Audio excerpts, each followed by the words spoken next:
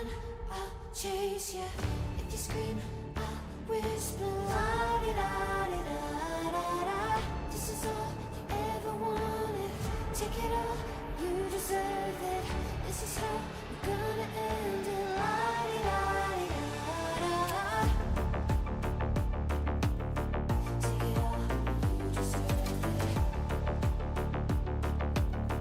Take it all, you deserve it. Giving back the freedom you want to destroy. And my power's way too strong for you, so try. 'Cause you can dominate and know will you survive. And not this time, 'cause I'm the wiser of us two. I'm the one of life antithesis of you. The fire in my heart will only grow.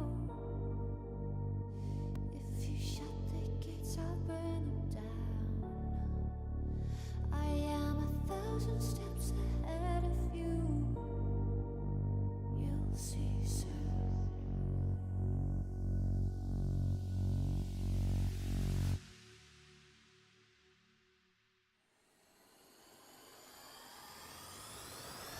If you shoot, I'll take it. If you run, I'll chase you. If you scream, I'll whisper. La-di-da-di-da-da-da. This is all you ever wanted. Take it all, you deserve it. This is how we're gonna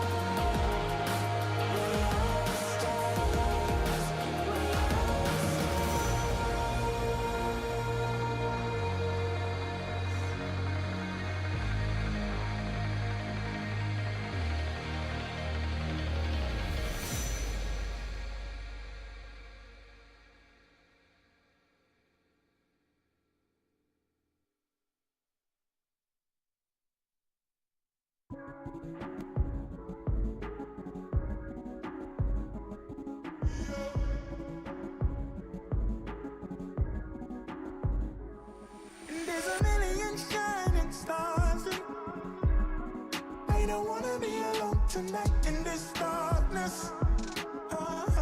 Yeah. They keep on selling us dreams to get this higher. It's in the energy all around us. Man, it's divine. The sun went down, I made my home.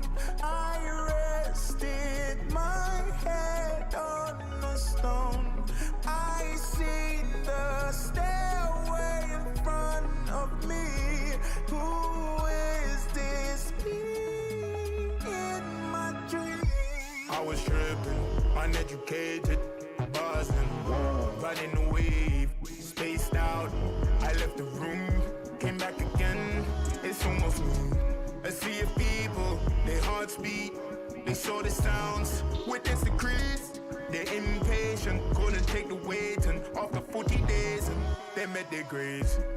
From when a new generation rises, the truth in their hearts reside. From the east to the western lights, they'll rise up and claim their right. It's in the stars, my friend. Look up again.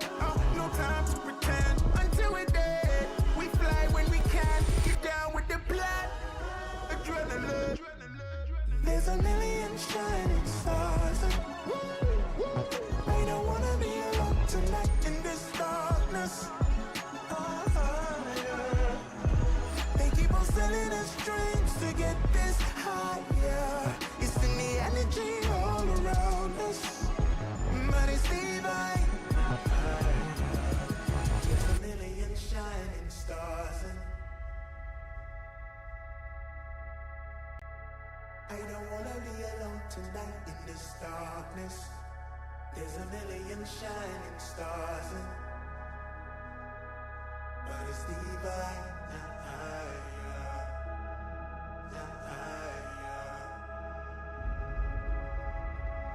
They keep on sending us dreams.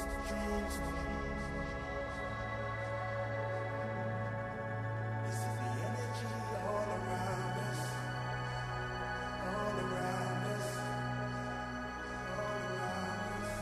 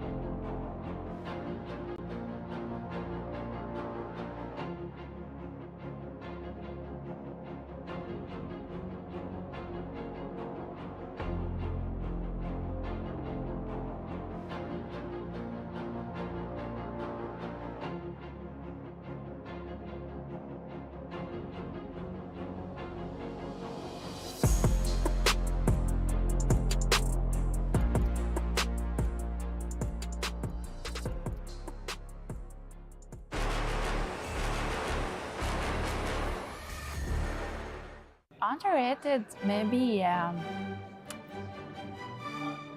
won't say Layla, but Недооцененный цитат. Аргус.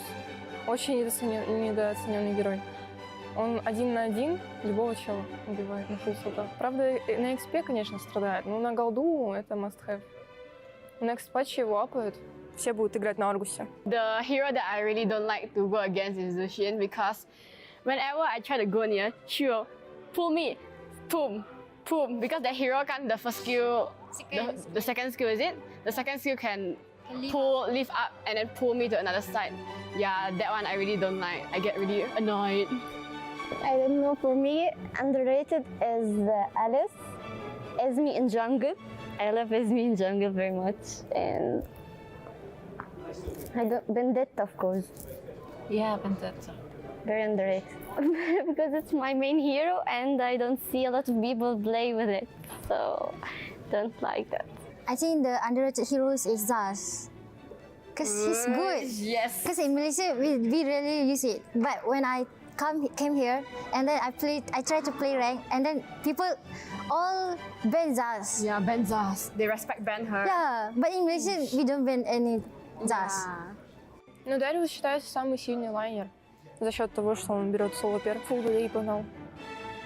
Вторым скиллом шотает любого персонажа. Ну, типа, это можно задолжить, если быть умным.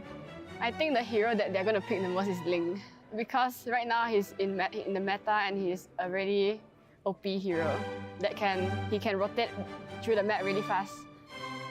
Yeah. I think the most hero that people will pick is Terizla. Because he is too overpowered in right now, meta. Yeah, probably they ban or pick the heroes. I like K1, but yeah, his hair damage now, it's not that good, so I can't play hair now.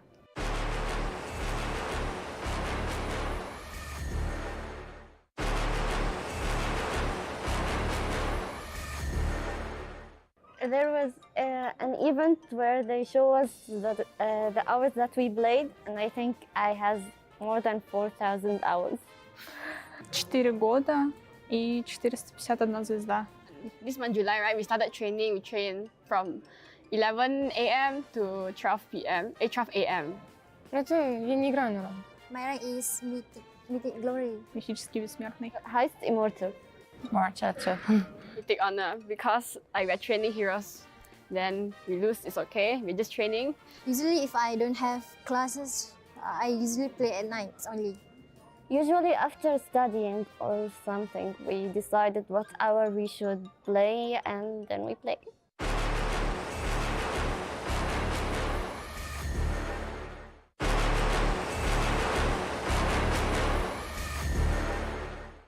Mia. The first player. Mia. That Zeria's ulti. no, that's Mia. Mia's Oh, first Mia. skill. Second skill. It's an item, the blood wings. Blood wing.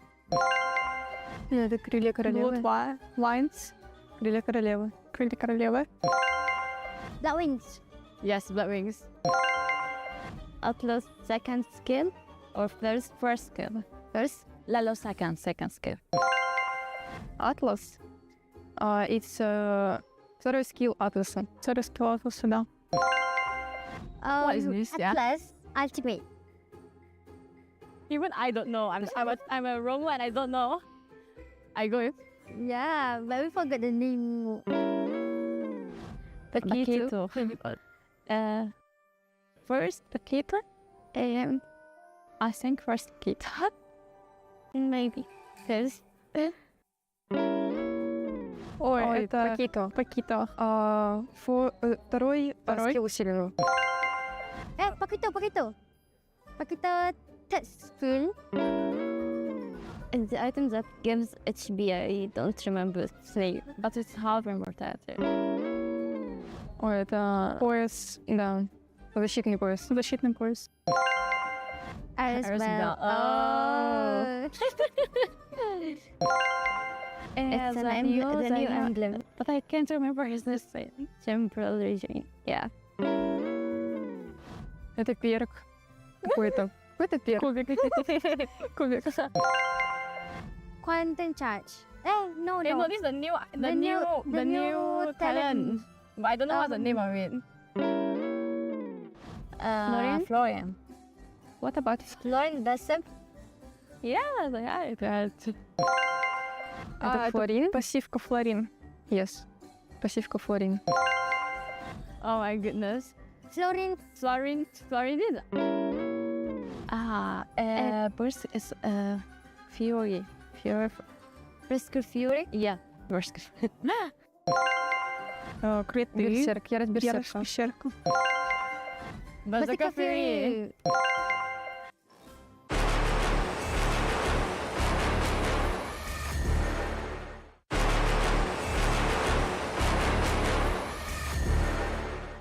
Our team is actually a pretty new team. Ever since MWI, the announcement for MWI released, our captain Ashley, she created a team, and after like a lot of roster changes and adjustments, we got to where we are now with our 5 players and our sub Stella. And for me personally, I think I just got out of NACT playing a different role, mid lane, which is my main role, and I had 2 months to adapt to jungle. And I guess it was an interesting opportunity for me because I've never played jungle before, and this is my first time playing jungle, so we'll see what happens. So we have me, Nicolette, jungle, and Ashley mid, Panda for gold, Jewel for XP, and Emily for roam. And then we have our sub Stella along with our coach Midnight, and we also have an additional like intern coach who is Rex, and our manager Gila Aiko. I used to play mid lane for BTK in the NACT Spring 2024 season, and I'm not there anymore because I don't think they had anything personally against me. I think they just wanted a different player. Like, they just preferred Mar Cutie over me. Like, there's nothing else to it. I don't think there's like personal hate. But even if I was playing with them and if we qualify for MSC, I was still gonna play in this women's tournament because me and Ashley have been talking for 6 months about creating a team, and I'm glad I have this opportunity to play internationally, whether it's with MSC or MWI. I'm very grateful to be able to represent Cloud9 in MWI because I feel like you don't get these opportunities very frequently. Like when you grow older, you're not going to be playing these games and playing competitively. I feel like you have to be young, and that's where you shine the most. Thank you to everyone who's been supporting me since the NACT Spring 2024 season and has been following me throughout this journey from NACT to MWI. And shout out to all of my friends who helped me learn jungle because they knew that it's a new role for me. And yeah, I appreciate all of you. Love you guys.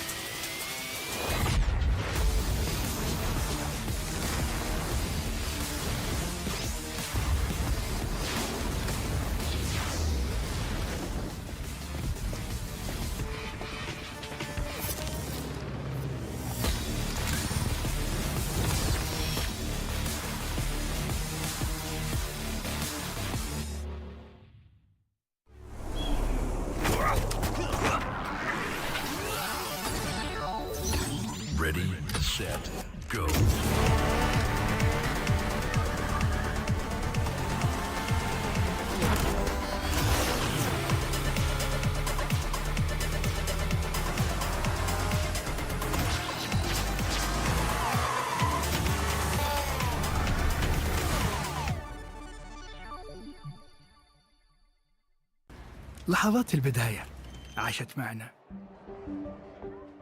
كنا نحسبها وقت للتسلية بس، نحسبها بس ذكريات. عبود أعطي أختك اليد يا ولد. ابتكرنا فيها ابتكارات، وإذا بغينا قلبناها خرافات. كنا نحسبها بس لمة وصحبة وسهرات، انتبه نوب ترى نوب. لكن كنا نشوف عالم ما حد يشوفه. ليت يشغل وقته بشيء يفيده. الله عليك على اليد صوت. عالم كبر وعاش فينا، عالم الحماس فيه يوصلك كل مرة لحلم أصعب، بس ما يصعب عليك. بار معك وين ما تروح.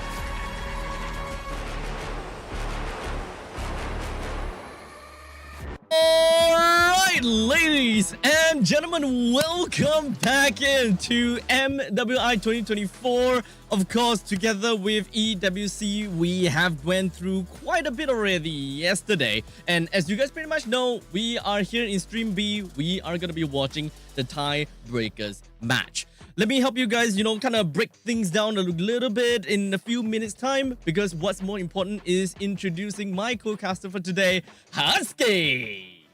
Yeah, it's good to be back, right? We were here for MSC that time, and right now we are here also to finish unfinished business, or at least to help two teams clean up the scores. It's Cloud9 and CFU Serendipity. It's going to be an interesting one because, we have had pretty interesting matches yesterday, and even right now on Stream A, if you guys want to watch, Group B and C go at it as well, it's happening live. And if there's any tiebreakers, they're gonna end up here, and we will help them settle the score. But for now, it's Cloud9 against CFU Serendipity. I find it very, very exciting to see how are they gonna take on each other, because Cloud9, if you guys watched the video just now at the loading screen, it's a pretty new team, but they show a lot of promises.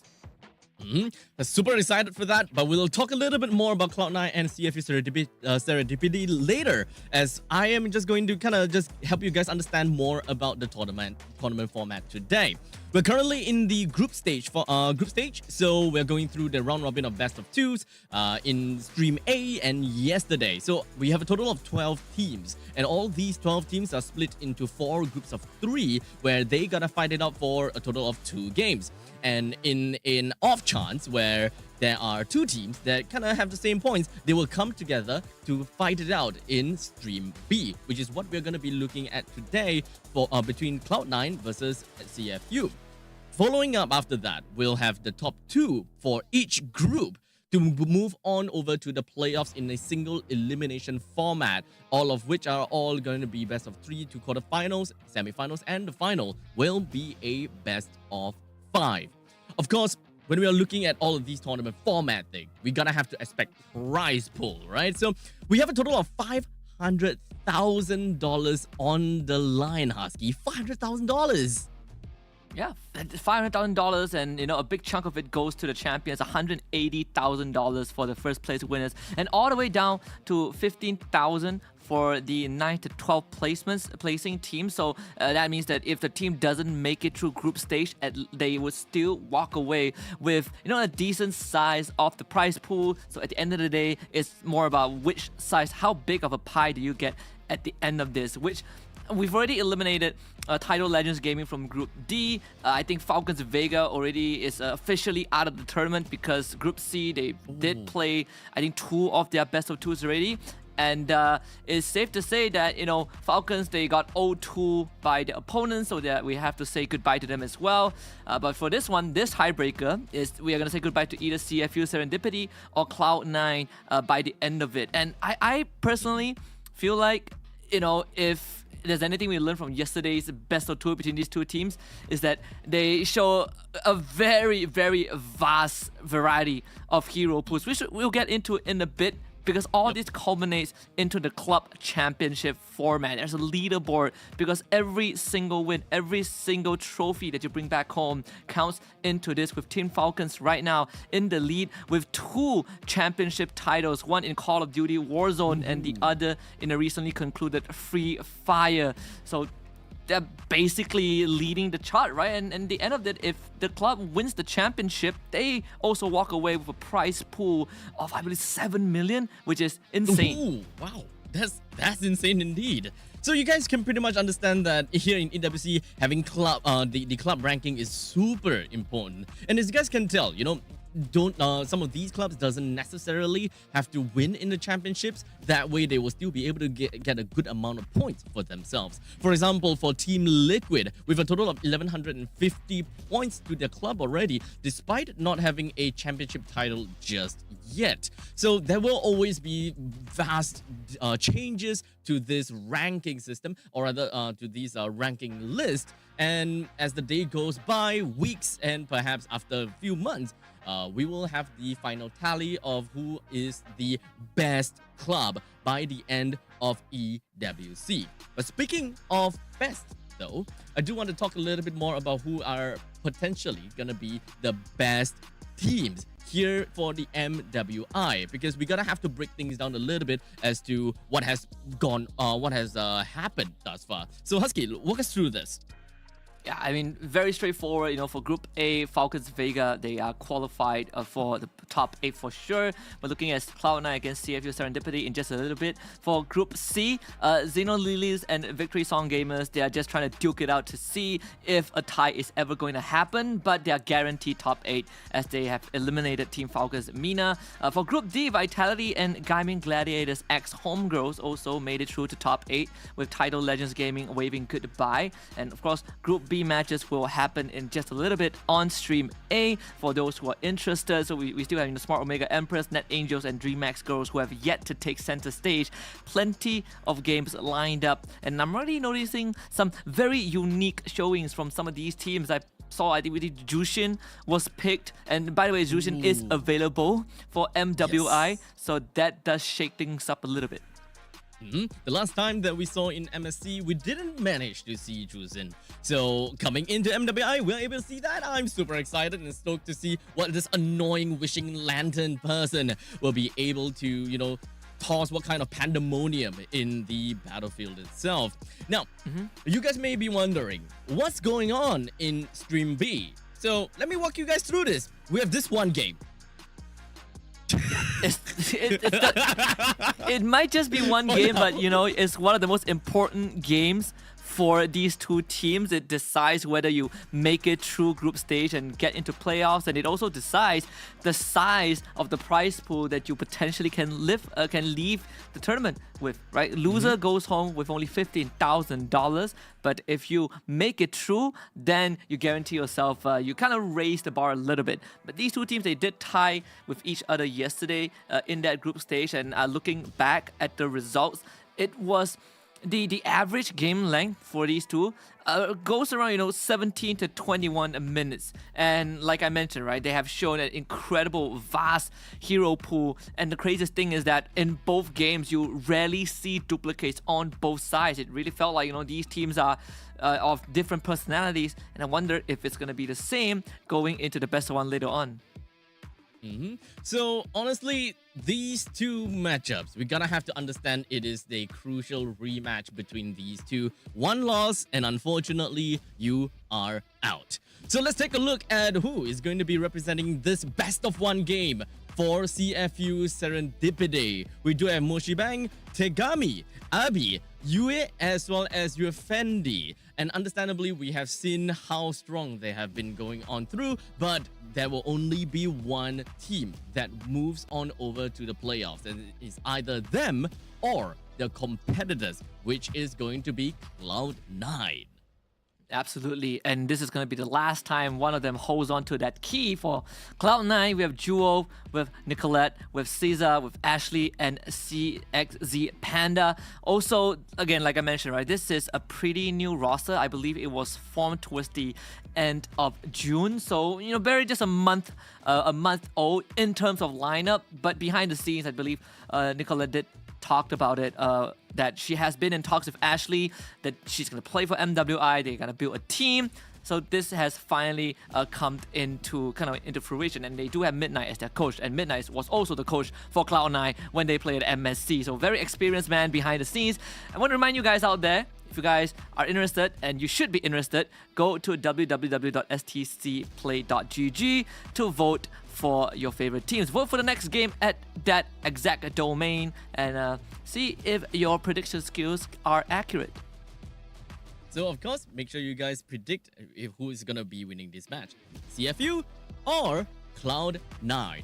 Now, since we were talking about Cloud9's lineup previously, I do know that at least when we were watching the pre-show video, we've got, I believe, Nicolette that was on that was talking, right? So, from what we have heard is that Nicolette is playing in the jungle position, of course. So it's slightly different from what we have originally expected, since CXZ Panda is one of the only female assassins player in North America, and from what I know, Ashley specifically picked Panda up for that assassin role. But it kind of seems as though that we do got Panda that really excels in gold lane as well. So they have decided to put Panda on the gold lane and Nicolette on the jungle. Yeah, and I do want to see how, they can go up against CFU Serendipity, because we know that region, CFU, they come from the region of Cambodia, and that region is known to be fighters. They absolutely love to fight, and CFU Serendipity is no exception. They also love to fight very, very much, and I think that is going to kind of set the tone, especially when you only have one shot. This is the last 30 minutes for one of these teams on that stage, on that EWC stage. So you got to bring out the big guns, right? You got to come out the gate swinging, go, guns blazing, and see if you can surprise your opponents. So that's something that I think Cloud9 would have to try and manage. Because for Nicolette, she used to be the top 3 mid laners, but for MWI this time, she has transitioned into a jungler, which is a pretty new role for her. I think she also talked about it as well. So I think this is kind of go time. This is the moment where she gets put to the test. So honestly, there are definitely going to be a couple of changes that we might expect, since all of these players, they pretty much go around playing different kind of roles. So they would have very good understanding of how a gold laner would play despite being in the jungle, or how a mid lane will play despite playing as a gold laner. So they will be able to adapt with one another very effectively, and that is definitely something that I want to see from all of these girls here. The power of adaptability. Yeah, I want to see if we might get an assassin matchup, right? Because right off the bat, Cloud9, they go for the Link ban, whereas for CFU, they're focusing a lot on Ashley's hero pool. No Valentina, no Faramis. Basically, you get that utility out of the way so that if C9 wants to play kind of the comp that they've been showing in that group stage prior to this tiebreaker, they will have to think twice, because Valentina has been a staple for Cloud9, where, well, Cloud9, they're going to take out Jushin. I love this. I've seen Jushin in action. Absolutely hated her for how ridiculously good she is. I think they need to kind of adjust a little bit on how much it takes for you to grab someone with your lantern flare. So that's probably going to be a conversation down the road. But for now, get Jushin out of the way. I like it. Perfect. So with the Valentina, Faramis, Jushin, and as well as the Link out of the way, it pretty much gives us a pretty good understanding that all of these players, they just want to get rid of very annoying heroes, all of which that has been banned have got that same concept. They are just plain annoying. And of course, they have a very good standing in the meta as well. Now, with that, with all of that said and done, we do have quite a lot of heroes that is currently available and has been pretty hot picks within of MWI, being Edith being one of them. Terizla, understandably, also gonna be one of the most important heroes that we see in MWI, picking up quite a bit of priority coming in. Yeah, he has been one of the most picked heroes alongside Ruby, which was banned in MWI so far. You know, it was picked 8 times while making 9 for Terizla with 100% pick and ban rate. Just a very good setter. We see the Angela on the side of Cloud9.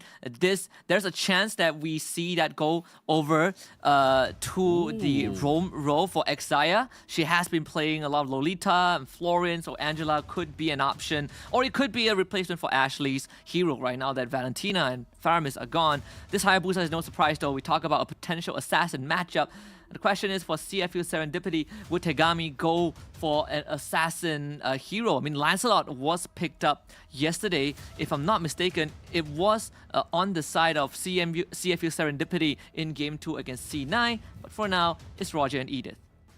Right. So CFU, they have a very strong main tree core for their lineup already. They have they have 2 members that is really good at taking up the front lines. So they have pretty much set themselves up pretty nicely. It doesn't necessarily fixate them onto, oh, we gotta have to play split push. Oh, we gotta have to play on the team fight basis. There's still a lot of X factor that we can potentially see from the side of CFU Serendipity based on what C9 eventually drafts for themselves. Like, for example, if whether the Angela is actually going to go over to the middle lane, try to understand what kind of weakness we may potentially be able to see from the C9 setup.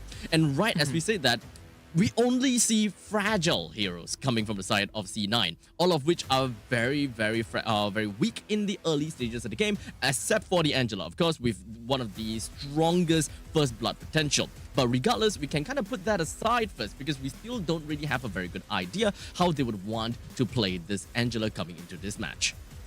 I would say, you know, for this Angela, again, it is up in the air whether it goes for Exaya or Ashley. Just based off of the track record, right? We haven't really seen Ashley get tested too much in terms of the hero pool. She's been getting Valentina wherever she wants.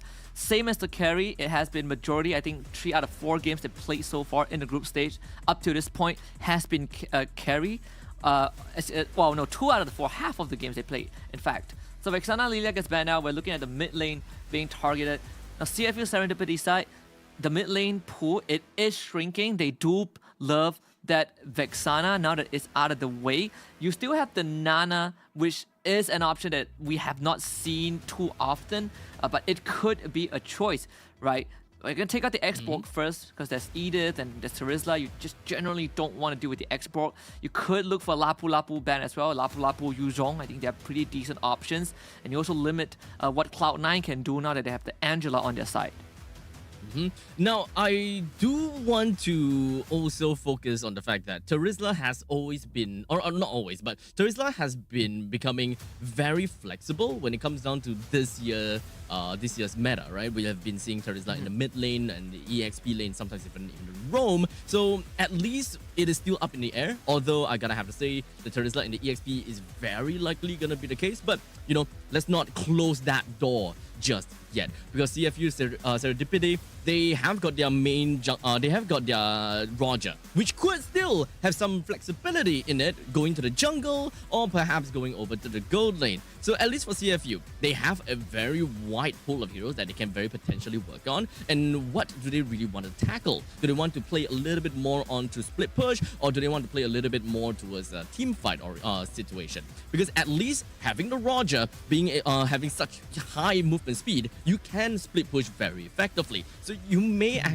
can actually forego heroes that do well in mobility, especially since you can actually put a Roger and kind of tally it in place with Hayabusa. The only thing that you gotta have to be careful about is the global presence of this Angela, as well as the Ogi Shadow Kill that this Hayabusa is capable of unleashing onto this Roger.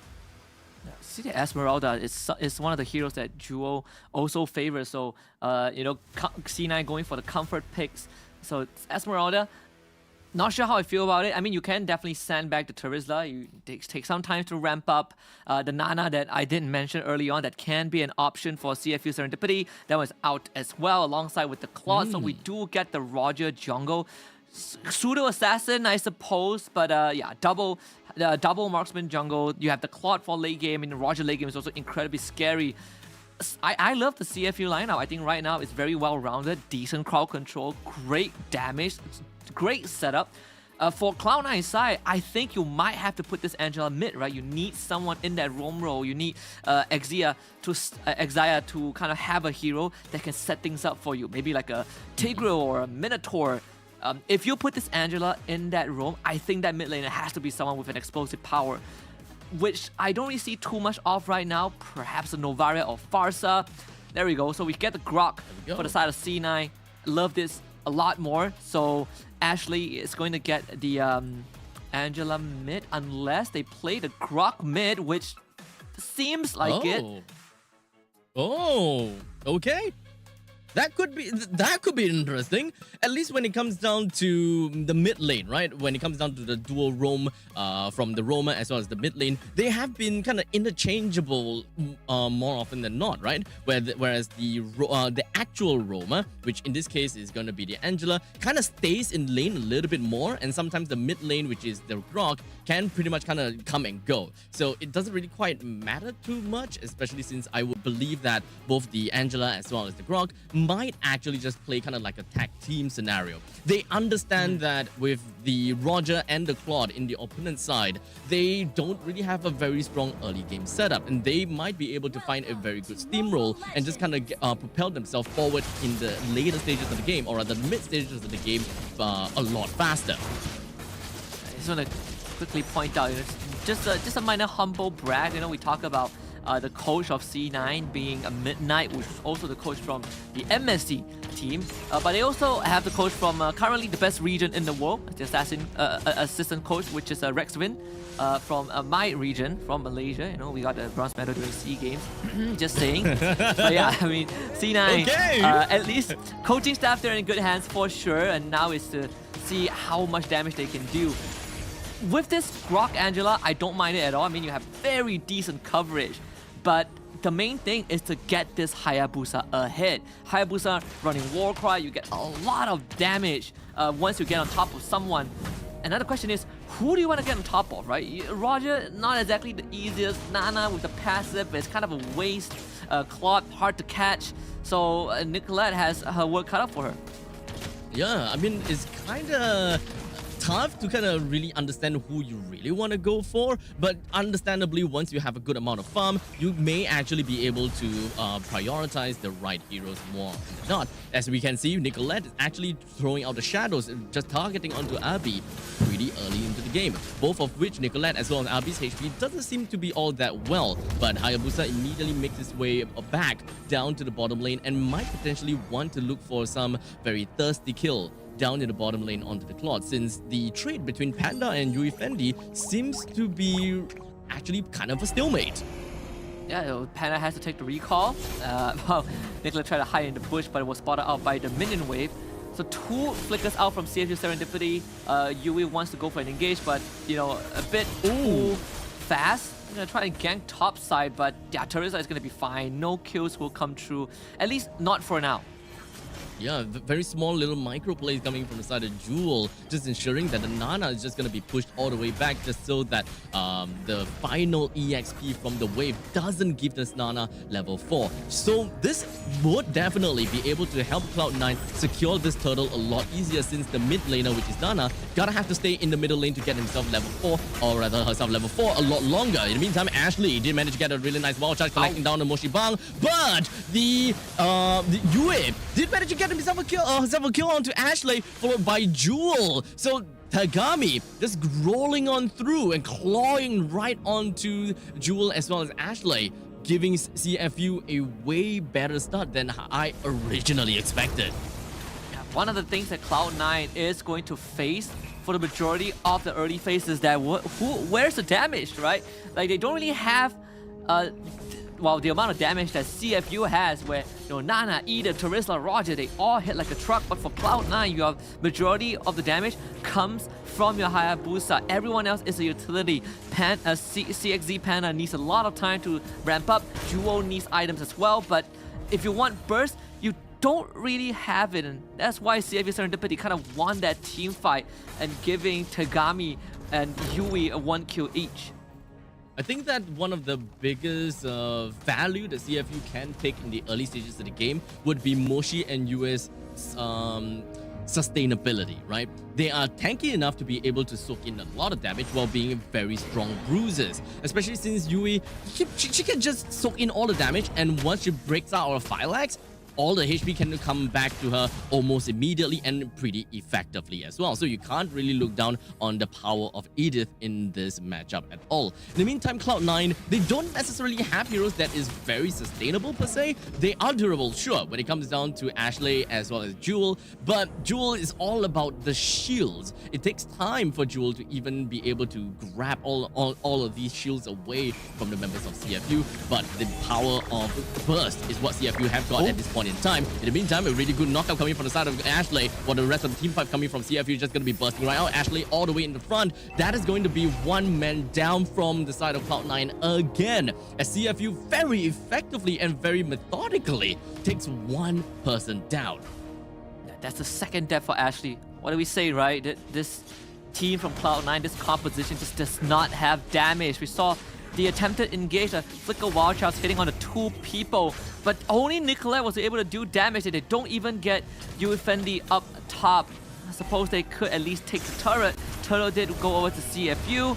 Cloud9 is very obvious what the idea is going to be, or who the damage dealers are. Early to mid, Nicolette's Hayabusa. Late game is all going to be the carry, but you know, getting out of this mid to late game is going to get tougher and tougher, especially when these skirmishes are so one-sided.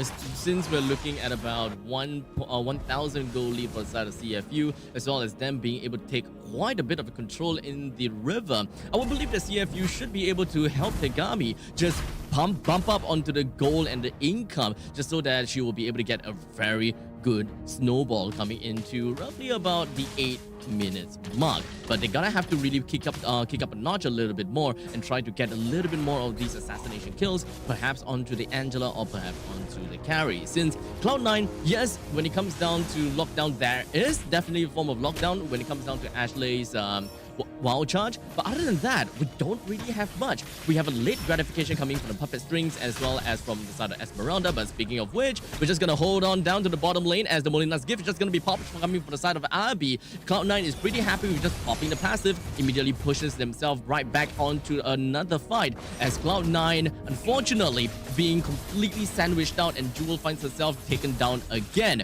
But Nicolette responds all the way to the top lane, managed to bring Yui Fendi down, and this will effectively help Panda unlock herself and being able to bring down the first defense turret in the top lane. Yeah, finally. So much cross-map plays, right? They just saw Nicolette down bottom. getting Nana's passive out and then suddenly showing up top to kill the Claude. That is great. At least some salvage for Cloud9. They're actually not too far behind, just 900 gold deficit. Third turtle coming up on the bot side for CFU Serendipity. I think Cloud9 might have to consider giving it up unless they can somehow get a good pick, because Tagami is starting to get quite scary, right? 2-0-1 with that war cry on her as well. So those burst damage that this Roger can dish out cannot be underestimated, even with the hard guard.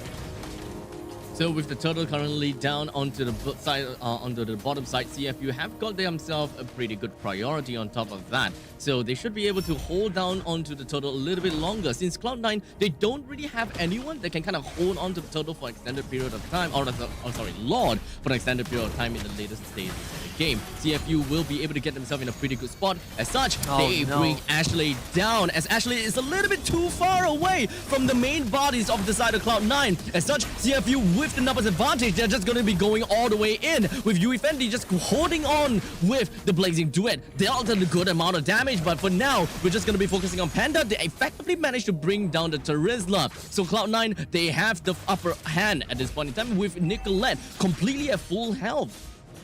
That was all Jewel and CXZ Panda duo able to buy time, but most importantly, the carry getting free reign to deal damage, and the crowd control! Nicolette getting caught by Yui's onward just as she uses the quad shadows to engage. What timing from this Edith to get that punish, but still Cloud9 getting the remaining tier 1 turrets, and just in time for Lord to spawn. Slowly but surely, Cloud9 is still on the front seat, despite actually losing quite a bit of these kills. As you can see from this from the scoreline, we've got 6 kills for CFU and 2 kills for Cloud9. Yet when it comes down to the income, Cloud9 was actually leading for a short few seconds until now, where CFU has managed to catch up just by a tad bit of a 400. Shy bit of 400, and that's completely fine in the hands of Cloud9. But the priority of this current turtle is still going to go over to the side of CFU, and it doesn't seem like Cloud9 anyone is ready here. It doesn't seem like Nicolette is anywhere around to actually deal with the Lord. As such, it's a free Lord for the side of CFU. Yeah, they just give it away. I guess for Cloud9, I mean, they can afford to defend for sure. It's just the first Lord, 9 minutes in, not too big of a deal. Okay, as long as this carry comes online, as long as this carry is well fed, they will be set for that late game. So completely all of the members from the side of CFU and Cloud9, they're just huddling up in the middle lane as we do Ashley with a flicker right through in the middle, but it doesn't seem like it did manage to do too much. Ashley with the conceal walks away, now just going to be leaving Panda in the front lines, but fortunately Panda walks away, still alive, while CFU is still going to be pushing onto the advantage and really wants a piece of this turret in the front lines. In the meantime, the Ogi Shadow Kill just going to be popped right out. Nicolette no longer have got any ultimates to work with on an assassination on the sidelines. But now, the main thing is for the side of CFU, they got the attention from Cloud9 and bottom lane pushed up pretty darn hard. Still want to do this. I think they can push the turret. Now, the Lord has been slain, so unfortunately for CFU, tries they made, it cannot get through that mid-tier 1. Cloud9 should be able to defend this. Glowing one was purchased by Exia, so some extra damage, some extra healing. Jewel gets gone on, but should be fine, as the Esmer is an Esmer after all. So overall, I mean, Cloud9, all things considered, they defended their base quite well. I mean, they did lost the bottom tier 2 thanks to the Lord, but mid-tier 1 still remains. The fight just now was quite eventful, right? The sideways flicker wild charge from Ashley to work with Nicolette were not able to get the kill. The point blank penalty zone missed by Moshi Bang. That could have been a takedown onto CXZ Panda, but that did not happen. So a lot of events that led us up to this stalemate. Cloud9 catching up in terms of net worth, and I dare say, you know, because of all these close calls, Cloud9, they're gonna eventually reach that critical mass, and that's where CFU Serendipity will have to be a bit more careful setting up for the second Lord up on that top side. CFU definitely showed that they are very eager to fight, and they are bold when it comes down to all of these fights. Very confident, if you ask me. But unfortunately, there have been too much times where Cloud9 managed to outmaneuver CFU when it comes down to the macro gameplay. As you can pretty much see that there is already a total of 3 turrets in the top, bottom, and middle lane combined. taken down. So at least when it comes down to taking the river control, Cloud9 definitely have got a way better spot since their middle lane first hit defense turret is still standing tall. Cloud9 did a pretty good job keeping that turret up, to be honest. Yeah, absolutely. I mean, even for Serendipity, right? They actually have a pretty decent siege comp. You know, you have the Claude, you have the Roger, but Ashley, despite going down 3 times, has been doing a great job of just sandbagging CFU. Every single time they walk up, you just build a nature's barrier, make sure that you stall out the minion wave. This could be a kill. Oh. Yep, with Ashley popping right up with the wild charge, and now we even got Esmeralda just hoping they will be able to follow up on the Moshibang, but the rest of CFU, they were ready, very much ready to come into the aid of Moshibang and ensure that Terizla is safe and sound. Also, overall, we're starting to see this carry really hurting. That was your front line, by the way. That was your Terizla, the guy with the body of a smith, was supposed to be an impenetrable wall and almost went down in a few seconds thanks to this carry's true damage. So this Lord Dance is going to get a bit deadly. Esmeralda duo is going to throw her body every single time she has Purified online, but CFU wants Lord.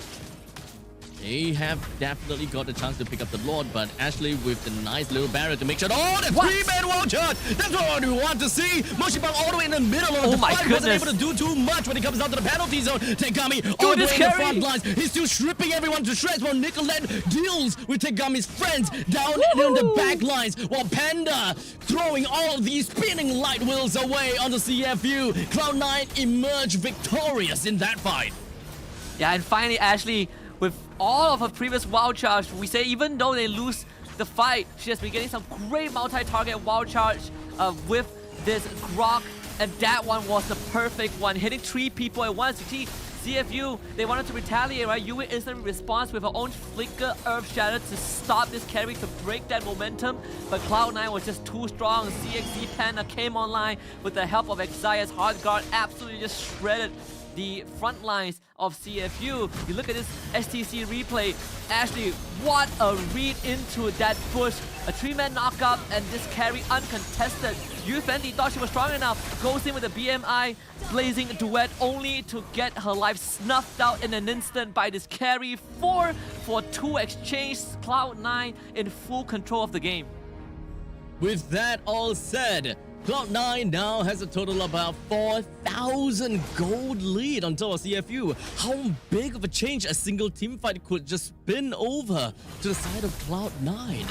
And with the Lord now running down in the middle lane, preparing to pillage all of CFU and whatever that they hold on dear. As he charges on to the middle lane inhibitor, brings it down almost immediately while the top lane and the bottom lane are shoved up pretty nicely too. Cloud9 now reserving their energies just a tad little bit, make sure that they do not go and overextend themselves, and all they want is objectives to bring down the top lane inhibitor turret, while Nicolette have got other plans in her mind. Immediately went for the assassination onto Abby. That puts 4-person onto the side of CFU. Cloud9 definitely have got a numbers advantage now. Nicolette is not going to be stopping with all of these assassinations, as you can see, constantly going in and out of the fight. Very slippery. Just look at Xayah, she's just hanging back. Watch out for Ashley though, Flicker is back up. So we might see another Flicker wild charge. This could be the final push. Yes, now we do have the wild charge coming from the side of Ashley. It did manage to do a very good job, but unfortunately, it doesn't seem like the damage coming from the side of CFU is doing much at all. Tegami went straight in and wanted to end the life of Ashley. Put too much time and resources just for the Grok. Moshibang now focuses herself down onto Ashley, but still not quite enough. With only 2 members left, Abi as well, Yui Fendi. Nicolette brings Abi down, and the rest of Cloud9, they don't have a crit just yet, but they don't care because the next wave comes right in, and Cloud9 takes the crown for this tiebreaker match away from CFU. CFU Serendipity sent back to the depths of the ocean as Cloud9 soars beyond the clouds. And they have made it into top 8, made it to playoffs. Congratulations to the ladies. What a decisive game, right? It looked close. Look at CFU Serendipity had it all figured out. We have a lot more damage. We take objectives. Well, we can fight you during early objectives. But First Lord, it was given up by C9. CFU were not able to break the mid-tier 1. And then Ashley, the turnaround, the game changer, flicker 3-person wild charge, and then hitting another 4-person wild charge in the base of CFU to really seal the deal. You can really kind of see that Cloud9, they came well prepared, right? And it's such a heartbreak for CFU Serendipity because 3 of the players, Yui Fendi, Yui and Moshi Bang, they finished 5th to 8th place last MWI, but this time their journey cut short, and soon the keys will be crushed as well, and by no other team than Cloud9. It is definitely a heartbreak for our friends over at the side of CFU Serendipity. But Cloud9, they are gonna be real happy as they will be able to move on to the playoff stage. This is definitely it's a gritting match, you know. They gotta have to go through all of these nerves and to know that their lifeline in the tournament rests on this one single game, on this one single draft. We identified and we saw, hey, where are they getting all their damage from? All of it comes in from the side of Hayabusa. Do they really even have enough time to kind of drag things out or just kind of like propel the income of Carry fast enough for Carry to really come online faster than both the Roger and the Claude? It seems like they managed to find their answer. Yeah, absolutely. I mean, Cloud9, it is a pretty star-studded roster, especially Nicolette. She has a lot of accolades under her belt, right? She has participated in several NACT leagues, has achieved 1st to 3rd place. Even the most recent one, she wasn't able to play the grand finals, but still, right? She was a big part of that NACT squad that led them here, and we did see them perform on the MSC stage, but as much as the MSC Cloud9 didn't make it through into playoffs, at least the MWI Cloud9 will have a shot at glory heading kind of past the gauntlet and into the best of 3s, where you really have 3 chances to prove your worth. So I think this is such a good opportunity for these teams, and I think even more important for Nicolette, right? Switching roles from mid to jungle 1 month before MWI, and after getting benched from the NACT Spring Finals, this is a path to redemption. I gotta have to say, the game ended a little bit too early, I gotta have to say. I was kind of hoping that we'll be able to get a little bit more out of that game, but what can you say? The Cloud9 members, they were very sure as to how they would want to play the game, and they knew that they were technically on a timer. Not technically, actually. They are on a timer, especially since they are dealing with a Claude as well as a Roger. Once these two come online together with the crazy amount of lockdowns that they can be provided by the Terizla as well as the Edith, it's definitely gonna be scary to really deal with all these powerhouses in one go. Yeah, absolutely. Well, with the first tiebreaker concluded, we are glad to tell you guys that we still have more tiebreakers to come. Xeno Lilies against Victory Song Gamers coming up next after this break.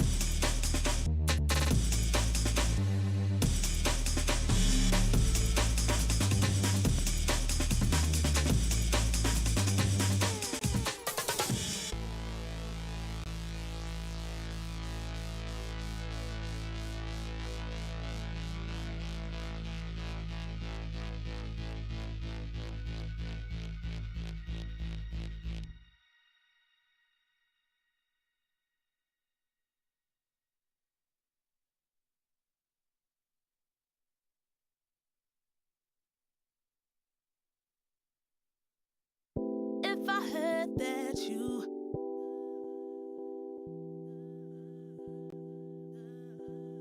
if I heard that you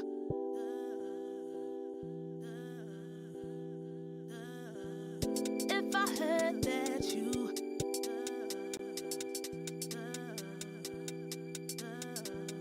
if I heard that you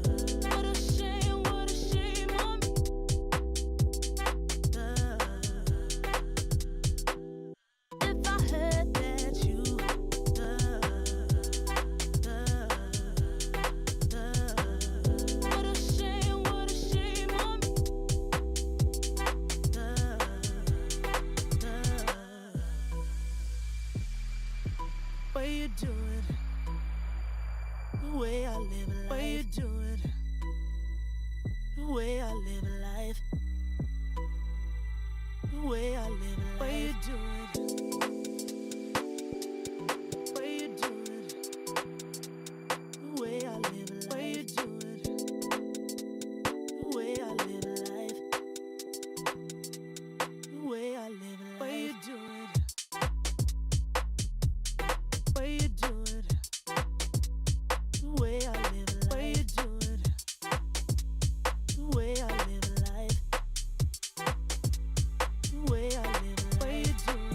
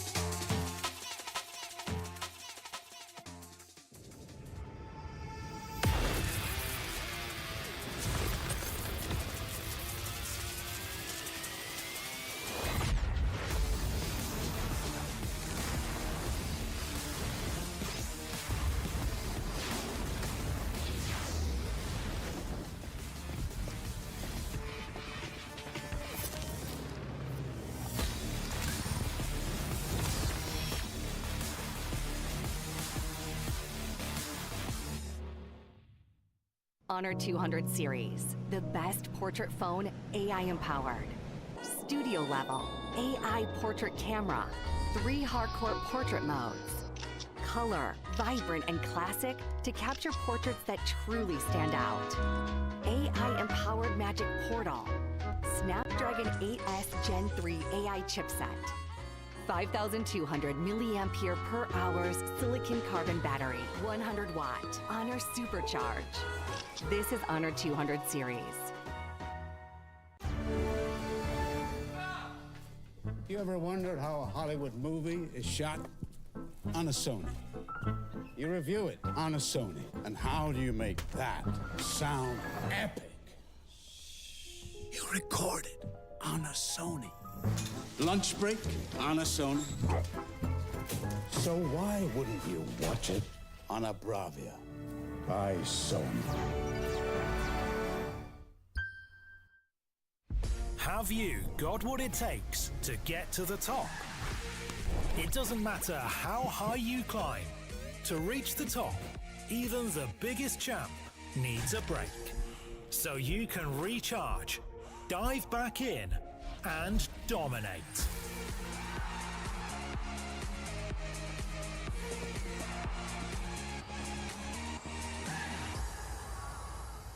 Have a break. Have a Kit Kat.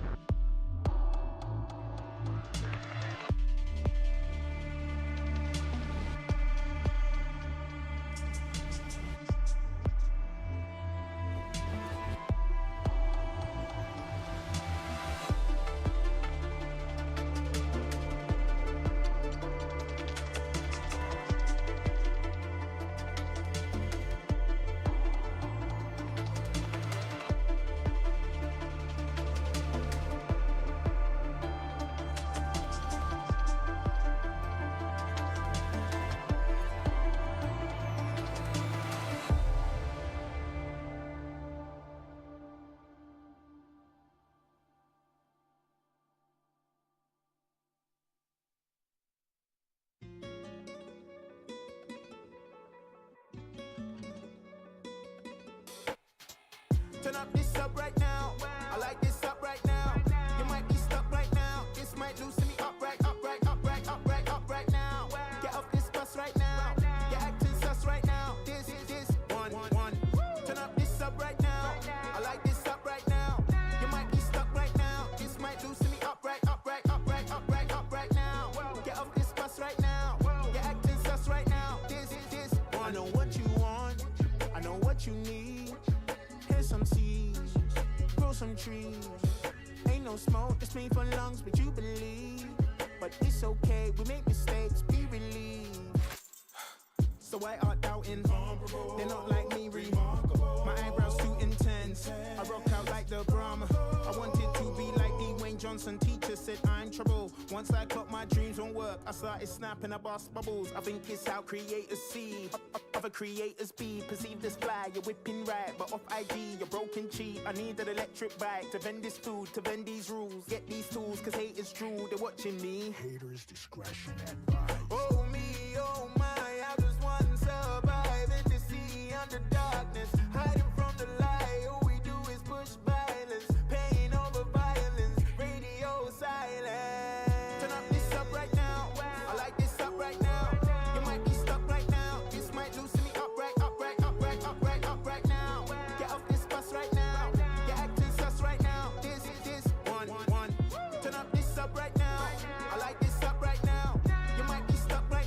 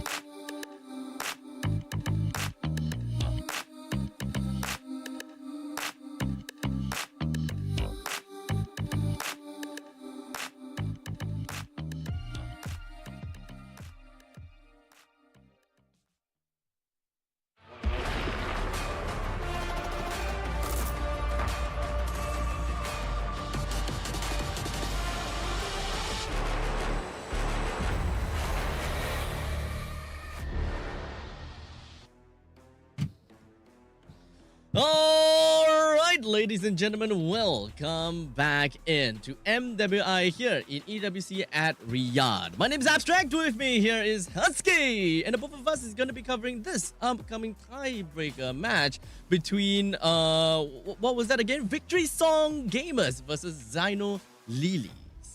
Absolutely. So this is going to be directly from Group C, still fresh out of the oven. You know, it was the last best of two from the Group C matches, and both teams happened to tie. They also gave us the longest game in MWI group stage so far, 30 minutes. 13 seconds with Zyno Lilies coming out on top. This is going to be very, very interesting because contrary to Cloud9 against CFU Serendipity, this one is not for eliminations. This one is just for the seedings for playoffs. So winners becomes the first seed of Group C, and loser becomes the second seed. So not too big of a deal, but still important if you want to get a better matchup for playoffs. Exactly.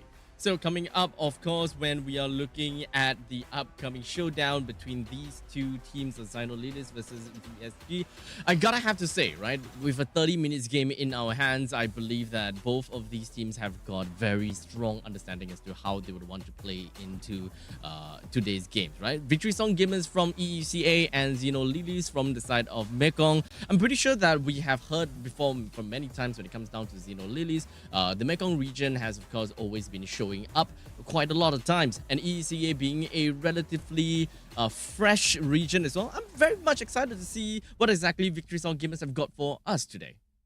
Yeah, absolutely. And I think, one thing about these two teams is also the fact that both teams have two Filipino imports, two on the side. For the side of VSG, it's going to be the gold laner and the roamer, Rian and Gaily. But for Zyno Lilies, it's actually the jungler Ramichi and the gold laner Taro. So we took a look at the matchup. Let's take a look at the roster. Zyno Lilies starting it off with Kao, Ramichi, Sa, Shiromi, and Taro to kind of make up the entire roster, with the highlights, I mean, specifically for me, being Ramichi in the role of the jungler. So coming up, of course, I gotta have to, I definitely gotta have to say, Zyno Lilies, they are expectedly pretty aggressive with how they have been playing thus far. And of course, they are, of course, very methodical with every single team fight that they would want to bring themselves into. One of the questions that I always ask whenever I'm looking at the MWI games is, how much would the drafts eventually mean to all these ladies? Like, how would they want to draft, especially when it comes down to a best of one series, and understanding the current meta when it comes down to MWI with the popular picks, which is heroes such as Ruby, Edith as well, Terizla. In fact, since I'm talking about Ruby, mentioning about that, we have seen Ruby being picked up quite a lot, but unfortunately underperforming by quite a lot. In fact, I think that we have a total of 8 Rubies being played, the last that I've seen, with not a lot of wins actually. Yeah, it's pretty unfortunate.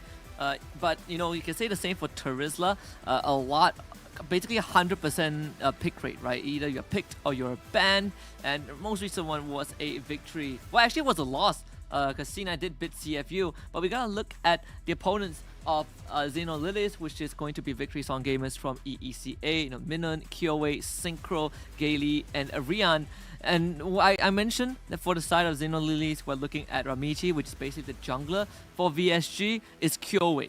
Right? These two are going to be, at least for me, the key matchups coming into this series, especially Kyoe, because I was able to tune into one of VSG's games early on when they went up against Falcons Vega Mina, and she played a insanely nasty Benedetta jungle. So I think we are in for a treat. I mean, whenever you're talking about Benedetta, I'm always just gonna be like off my seat. But whenever I'm thinking about Benedetta, it's always been EXP lane Benedettas, because when it comes down to EXP lanes, Benedetta will be able to shine a lot more when it comes down to, really exerting dominance around the lanes. You want to cut lanes here and there, you want to be in the top lane, middle lane, bottom lane, all at the same time kind of thing. But when it comes down to junglers, Benedetta jungle, yes, you can definitely be able to put yourself onto the objectives a lot faster. You do have iframes when it comes down to eye for an eye, as well as the Electro Final Blow. But when it comes down to actually putting a lot of presence onto the lanes, that is something that Kyoei was able to really put down into her games, which is something that I absolutely love. Now, speaking of which, since we're talking about heroes as well, I gotta have to say that Ramichi so far has only played 4 heroes in the 4 games with the Hayabusa, Martis, Julian, and Alice, being a what can I say? Being Julian, one of the common pick in various different lanes, with Kyoei in the jungle as well. In fact, Julian has been picked quite a bit, but similarly, with not that much of a, win rate. Yeah.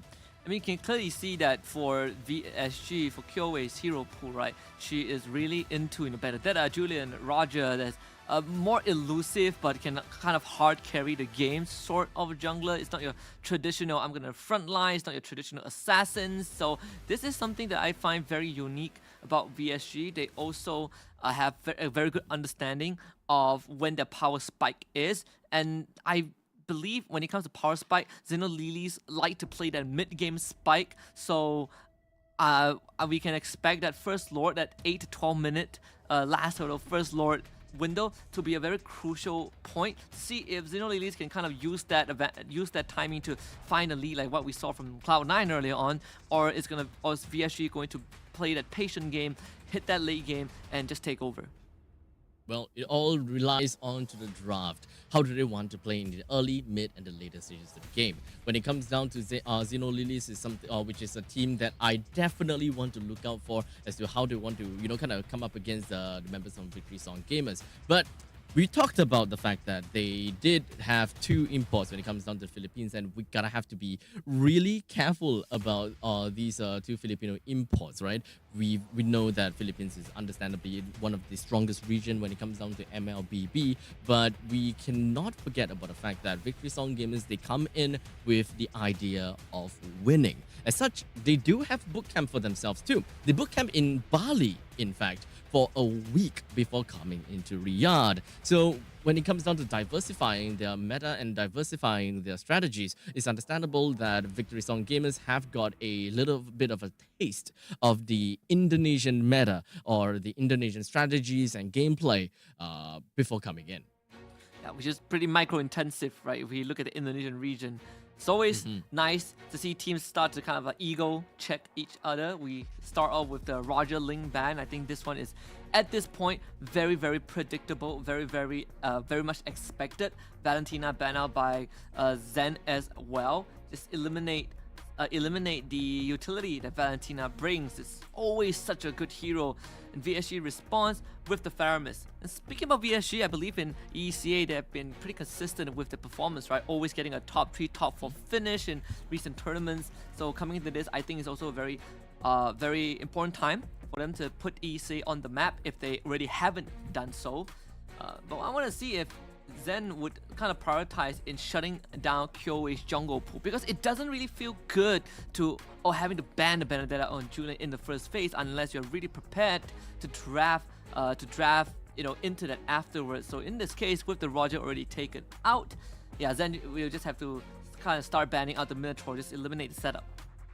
Yeah, I don't think that they will want to ban that out all that much.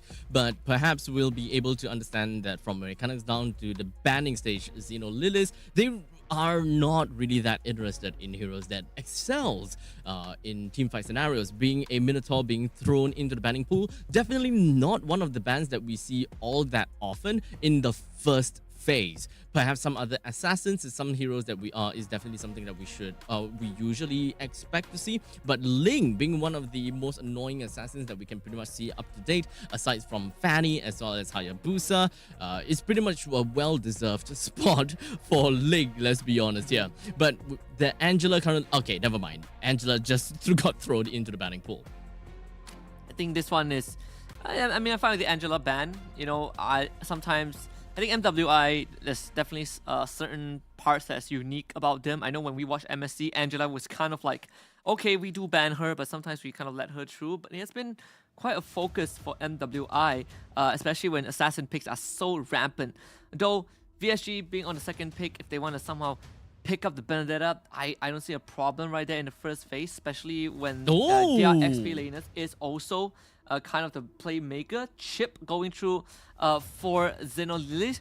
And actually, when I was watching the broadcast earlier on, I believe it was VSG against Falcons. I think Mirko did discuss about Chip and Luoyi, which is not as viable, well, not as popular as they were before, because Lord Dances don't drag on as much. So hence, playing around the map when there's a Lord Dance is not as urgent, right? So Chip and Luoyi kind of fell off popularity. Jushin and Teresa get through to VSG. Big AoE, and oh boy, good luck having to deal with Jushin in that mid lane. Ooh, annoying Jushin. But this is definitely a very strong start coming in from the side of Victory Song Gamers. When it comes down to Xenolilies picking up onto, okay, as you have said, you know, we've got a Luoyi as well as a Chip. So we pretty much can expect that whenever there is a Chip involved in a lineup, we can pretty much expect global presence when it comes down to most of these heroes. As such, heroes that doesn't have very strong mobility in all stages generally are favored when it comes down to working together with a Luoyi as well as Chip. However, Xenolilies has decided to pick up a Claude for themselves, so it does seem like they would want to play on a hyper-aggressive role whereby they are capable of either number one, being able to ambush with the diversion, or number two, still keep the Claude on her feet and really just play around with the macro game. Because usually, you know, one of the biggest mistakes is playing Chip and then completely throwing macro game away. It's a very straightforward draft, right? Very honest. There's no like smoke and mirrors from the side of Xenolilies. The Julian coming out from VSG, we talk about this. It's probably it's 100% a QOA pick. Revealing the core draft right off the bat, right? You know, mid lane, XP lane, jungle, all revealed to Xenolilies. So we're still waiting for the Roma and gold laner for VSG, of course. For Xenolilies, right now, they can start clamping down on that gold lane pool, especially heroes that can threaten the Claw, you know, the Moskov, the Harith, they are still available for the side of VSG if they so wish to go for it.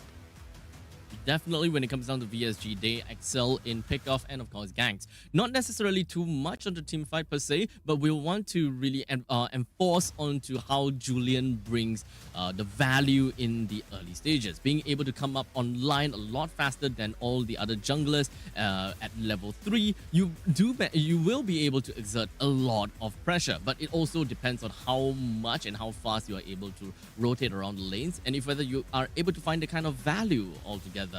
And most of the time in the early stages, you really want to make full use of your enhanced scythe in order to go for all these pickoffs. So with the main core EXP, jungle and mid already picked out, we don't really expect too much of an X factor from the side of VSG. So it's more or less they have already settled down onto their role as well as settled onto their strategies. They will want to play a lot more pickoffs. So leaving that up to the Roma, they don't exactly particularly need someone that can really open up the particularly hold onto the Lord that well, because they already have a Terizla. They have a pretty strong front lines and an engager from that point. But someone that is able to follow up of the Terizla, or being able to interchange with the Terizla as to who initiates and who follows up.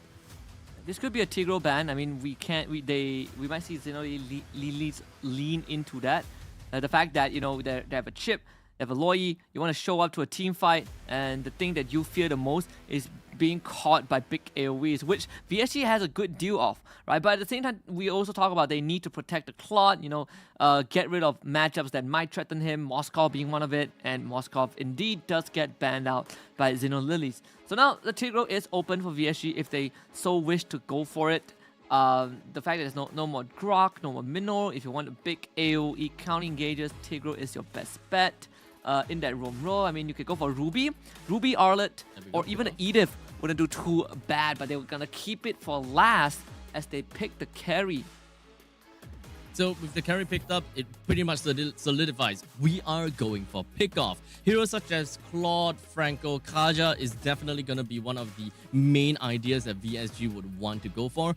Go for the first person pickoff and then a follow-up from the Terizla to really seal the deal when it comes down to all these team fights. In fact, drafting against Xenolilies' first 3 picks is actually pretty darn annoying and really difficult to work around. Since whenever you are thinking about team fights, you're looking at kind of like a rock, paper, scissors equation. Team fights essentially find themselves having difficulties dealing with a split push composition. Split push composition have a problem dealing with this pick-off compositions, and it goes into one full circle. So with the Claude being picked up, it pretty much shows that yes, we will be able to put up some good amount of presence onto a split push potential. In the meantime, we also have a chip that can bring everyone into a team fight for a grand 5v5 showdown. With that all said, the final two pick will be the Bane and the Xbox, further solidifying into their fight into a 5v5 team fight from front to back. So much AoE and peel from the side of Xenolilies, right? You have Luoyi, Xborg, Bane as well, especially Bane.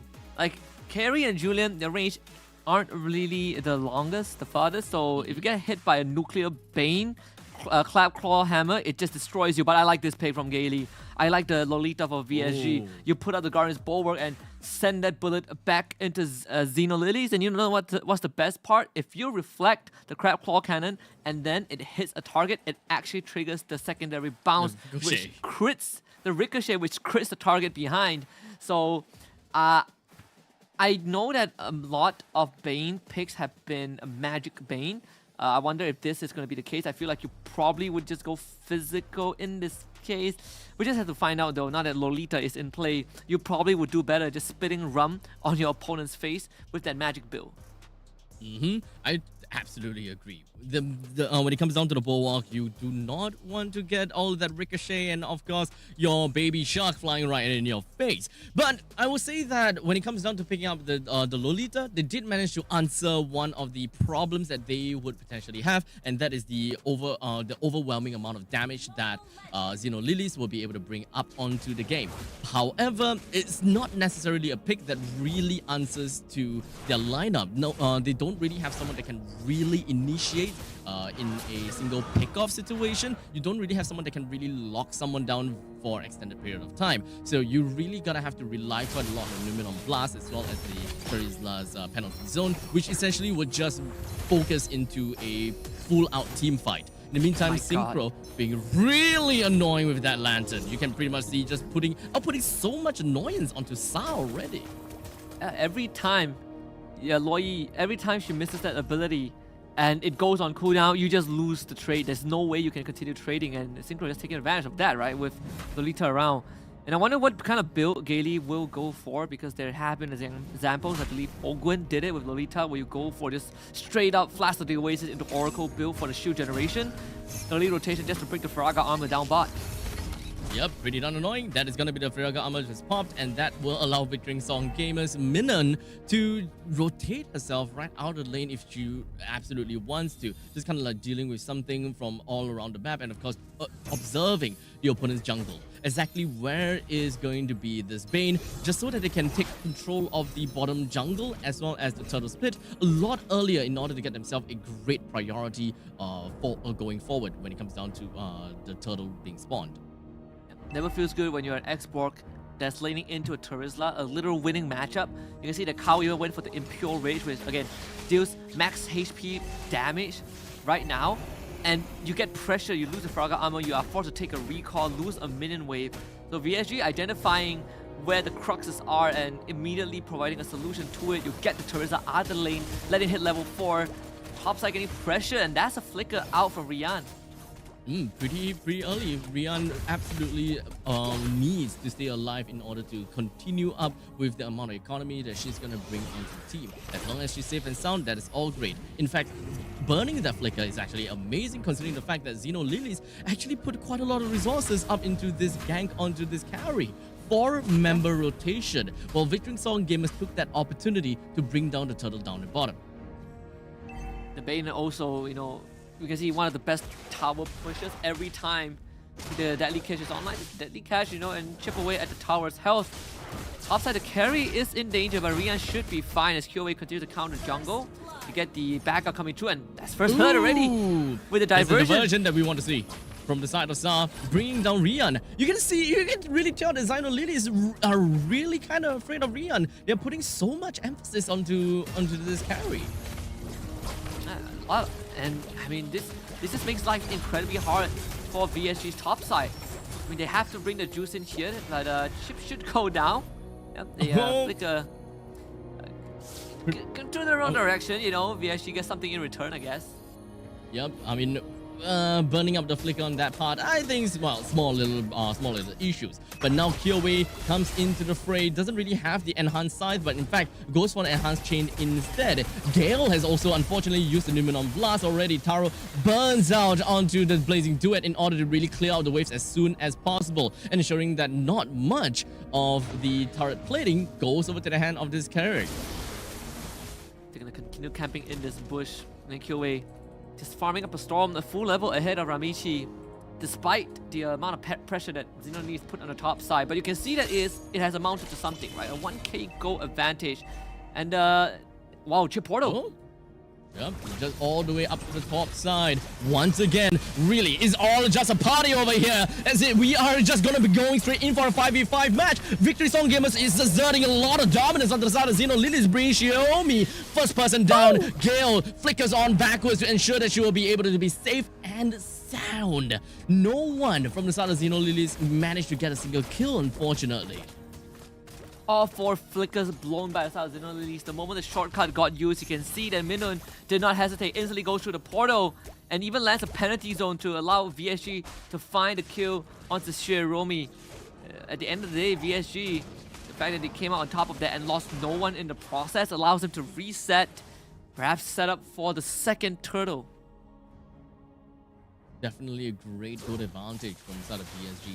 Getting themselves the 1 kill, and the fact that Kyoei was able to go for a counter jungling, just kind of working around with the vertical jungling onto the slowness of Bane. And of course, when it comes down to allocating resources up to the top lane for extended periods of time, it definitely did manage to bite onto Xeno Lilies. But for now, we don't have Minan just gonna be jumping onto the back lines when it comes down to the penalty zone. And of course, being able to lock right down the side as well as Ramichi. The rest of the members from the side of Xeno Lilies understand that they gotta have to fight back as much as possible. As such, bring Minan down while she was completely out of position, as well as Gale. With that, 2 frontliners unavailable, Victory Song Gamers still intended to fight it all the way through, pushing away the Xbox Claude as well as the Ramichi. The idea was good from VSG again, getting the win. Minun, the penalty zone hits the back line. Good counter engage from Kao with the last sanity, finding 2 kills. But VSG, they are very clear on what they want to achieve with that objective, getting the second turtle of the game, extending the goal lead, now 2.3k. The fact that Minun went for the War Axe means, you know, you get some extra damage and extra spell vamp in the process, and Rian even getting a kill for herself. And even chipping away at the mid lane tier 1 turret, bottom 1 will go down, and VSG is slowly ballooning that lead. And even getting themselves, helping the carry to finally take down a turret after a lane swap. So Victory Song Gamers, they do have a very strong sense of macro. They understand how they will want to funnel their gold over to carry, understanding that carry will be one of the main damage dealers coming into the mid stages of the game once Kyoei loses that power spike. But the diversion coming in, just going to be pulling themselves all the way down to the bottom, but I'm not too sure if whether Victory Song Gamers even understand what has just happened as such. Gale is just going to be opening up the map, but good read from Gale. It does seem like the Victory Song Gamers, they actually know what was going on. Unfortunately, when it comes down to minimum blast, it was not going to be able to touch on anyone at all. Xeno Lilies goes all the way through. When it comes down to Last Insanity, just bursting down on the members of Victory Song Gamers. But for now, Synchro's not stopping just yet, as Kyoei finds a double kill right on top of Xeno Lilies, while Rian took that opportunity all the way to the top lane to bring down the turret. Kyoei took that, not the kill, down to her name. Total of 3. Victory Song Gamers with a total of 2 or 3,000 gold lead. What a triple kill from Kyoei. The coordination between Synchro and Kyoei really saved that fight. Gaily had a good angle for the Numenon Blast, decides to flicker forward, missing completely and allowing Xeno Lilies to go for the counter engage with the last sanity and deadliest catch. But again, this Julian, even with the war cry as the talent of choice, and of course the lantern flare from this Ju Shin, just so annoying to work with. Xeno Lilies could not fight comfortably. The turtle could be a choice. Kyoei Oh, just gonna be going all the way straight through. We do have most of the members from the side of Xino Lilies. Doesn't seem like they are able to really take control of this fight at all. Victory Song Gamers, with their power of just locking one person down and just bursting them down. This is the pickoff that we want to see from Victory Song Gamers, and that amount of damage is not gonna go down any further. This is just going to further accentuate them. To be starting to become a problem for Xino Lilies. They are 6,000 gold behind, but also they're running a draft with Luo Yi and Chip. Oh, they found Minun. Doesn't seem like Minun will be able to get herself away from all of that, but with that, a Bloodlust, or rather War Axe, did manage to help her stay alive for a good amount of time. But once again, Xino Lilies has been overcompensating their resources, putting 4% onto Minun. I'll say that is your trade from Victory Song Gamers. They absolutely love all of these standing objective trades. Absolutely. I mean, Lord is going to be up in just around a minute, right? VSG, they have full control of the map as well. But like I was saying, right? If you're playing Chip, you're playing Loyi, the best thing you could have for yourself is actually map control. But you lose tier 2 mid and bot, it means that you're conceding so much map control, and it makes the job of the Chip and Loyi hard. We haven't seen them reutilize the ultimates in a big fashion. I mean, they've gotten some pickoffs, like just now into Minun, but overall, VSG still are in the driver's seat. Slowly but surely, Victory Song Gamers will want to find themselves a small little pathway to wiggle themselves right in between our Xino Lilies lineup and to really bring them down as much as possible. Xino Lilies now can't really hold their ground very effectively against Victory Song Gamers, as they understood that they are a whole 6,000 gold behind of Victory Song Gamers. You gotta have to give them as much respect as possible. In the meantime, down in the bottom lane, we do have the deadly cash that's just gonna be popped almost immediately. Victory Song Gamers understood that, hey, now's the time for Lord, now's not time for fight. Now they can just send Rian to deal with it, right? It is a carry, so no true damage. Enough said. Easily takes care of the objective. First Lord for VSG. You even see that Sa went for the kind of backline to try and find an angle, but there's just no way for Xino Lilies to really get much done. So VSG, 6k goal advantage in a very, very comfortable lead. I want to see how much damage they can do with this first Lord. Considering that all tier 2s are already down, this Lord should spawn on that mid side. And that's going to allow VSG to really set up the side waves. You can see they're already doing just that. Just really choking out Xino Lilies to ensure that they don't really have a lot of gold to work around with. The longer that they kind of hold down all of these waves, the more that Xino Lilies loses when it comes down to their economy.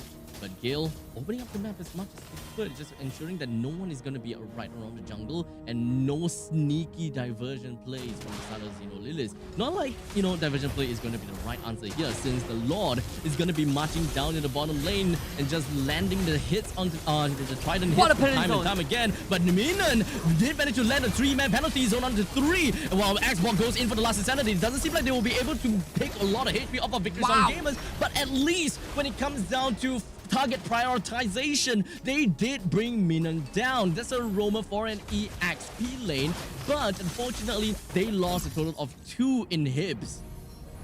See a diversion attempt, but unfortunately the read was wrong. VSG, they want this top inhibitor. I don't think they will get it, thanks to the deadly cash.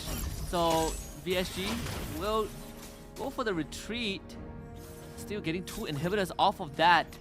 The penalty zone hitting on the 3 people in that back line, but Xino Lilies, they have some decent counter engage, right? Deadliest cash, last insanity. You want to run it in my face, you have to eat up the damage. The only saving grace for VSG was the fact that they just focus fire down the Thraga armor and not let Kao stack up her heat level, because that would just been destruction if that last insanity went off with max heat on multiple VSG members. Either way, they are at an 8k gold advantage. 2,000 from the extra from the last we checked in on them. Then with the next Lord up in just 45 seconds, as Xino Lilies, they gotta find a way. They gotta somehow use that diversion or the chip portal to find a pickoff. It's all about the unique playstyle of what heroes that Xino Lilies has picked up, right? The diversion as well as the shortcut. They really gotta have to find ways to really make full use of it. But unfortunately, when you do have your back against the wall, you don't really have the opportunity to have that global presence that you so desperately want when it comes down to picking a composition like this, right? So Xino Lilies, even if they were to jump over to the back, jump over to the back and just be surprised, they don't have this one most important thing in their lineup for this kind of catch play or surprise plays, and that is a solid crowd control. They don't have anyone that can really boot someone onto the ground or to really hold anyone down. It really just boils down to just Hiromi just going in. And speaking of her, just gonna be jumping right into a man of 5. And even when it comes down to Claude, just working with the Blazing Duet. Oh my god, the Loyi! But Sa, that is what we want to see from a Loyi. Just popping up the immortality on the minion, and she's still holding herself back. Everyone else for Victory Song Game, but why are you holding it together? As such, this has absolutely enabled Sa just playing around with all of this yin and yang, getting themselves a massive 4-man kill on top of Victory Song Gamers. Yeah, basically they know they messed up right there. That was not supposed to be how it goes. The idea was good, right? They were eating a full Blazing Duet from Taro, who joined the fight after taking bot tier 2. Gaily pulls up the Numenon Blast, forces the Claw to get away, but we talked about the amount of counter engage in this STC replay. Look at that, Blazing Duet expires.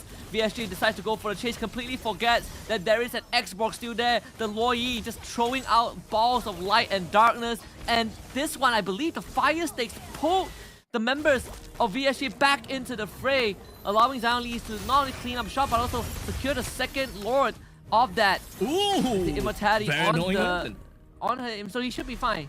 Well, Kao should be fine, yeah. Now she's out. Yeah, very durable, I gotta have to say, when it comes down to that Firaga armor. You can pretty much just take up quite a bit of all these damage as she peels for her team. With the Lord that's gonna be marching down in the bottom lane, middle lane there is still a tier 2 that's standing up tall. Xino Lilies still have got something that they can play around with. Remember how we talked about the unique gameplay, or rather the unique interaction that Xino Lilies have got for themselves, picking up the chip as well as the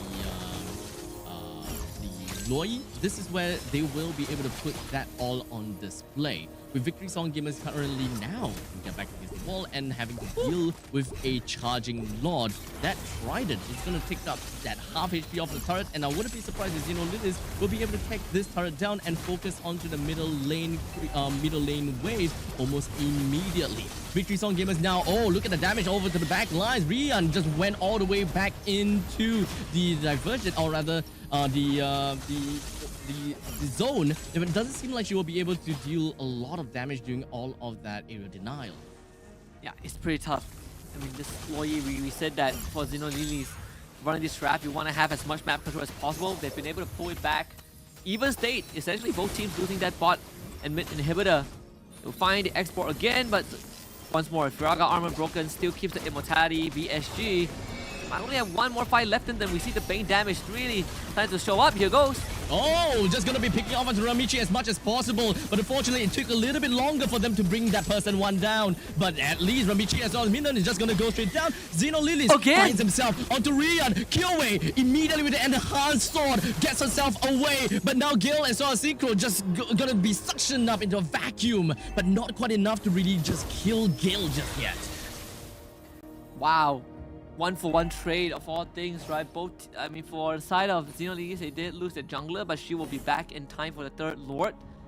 And once again, Sa completely untouched the entire fight, just constantly throwing out her abilities, just bursting the members of VSG down. Especially when you run a carry, the range quite short, relatively short compared to other heroes, so you're always going to be caught in the crossfire. Especially when you take splash damage and you have the yin yang reaction on top of you, it is a death sentence. Export is camping in the bush as well. He knows that VSG are coming. I would say that Victory Song Gamers, they really gotta have to respect the rotation from the side of Sa. Whenever the rotation is popped down, they are pretty happy just standing on top of the rotation, but the rotation still deals quite a lot of damage, and probably one of the main ways that Xino Lilies will be able to root any of the members from the side of Victory Song Gamers, which is one of Xino Lilies' main weaknesses. They can't lock down Victory Song Gamers, while Victory Song Gamers can do quite a lot in order to do all of these lockdowns as well as these pickups. You're gonna have to be real careful about that. But speaking of which, Hiromi comes in from the back. Ian takes the Lord. Victory Song Gamers, they know that they have got themselves the neutral objective, and they gotta have to get themselves backwards as much as possible in order to posture up for the next upcoming big fight.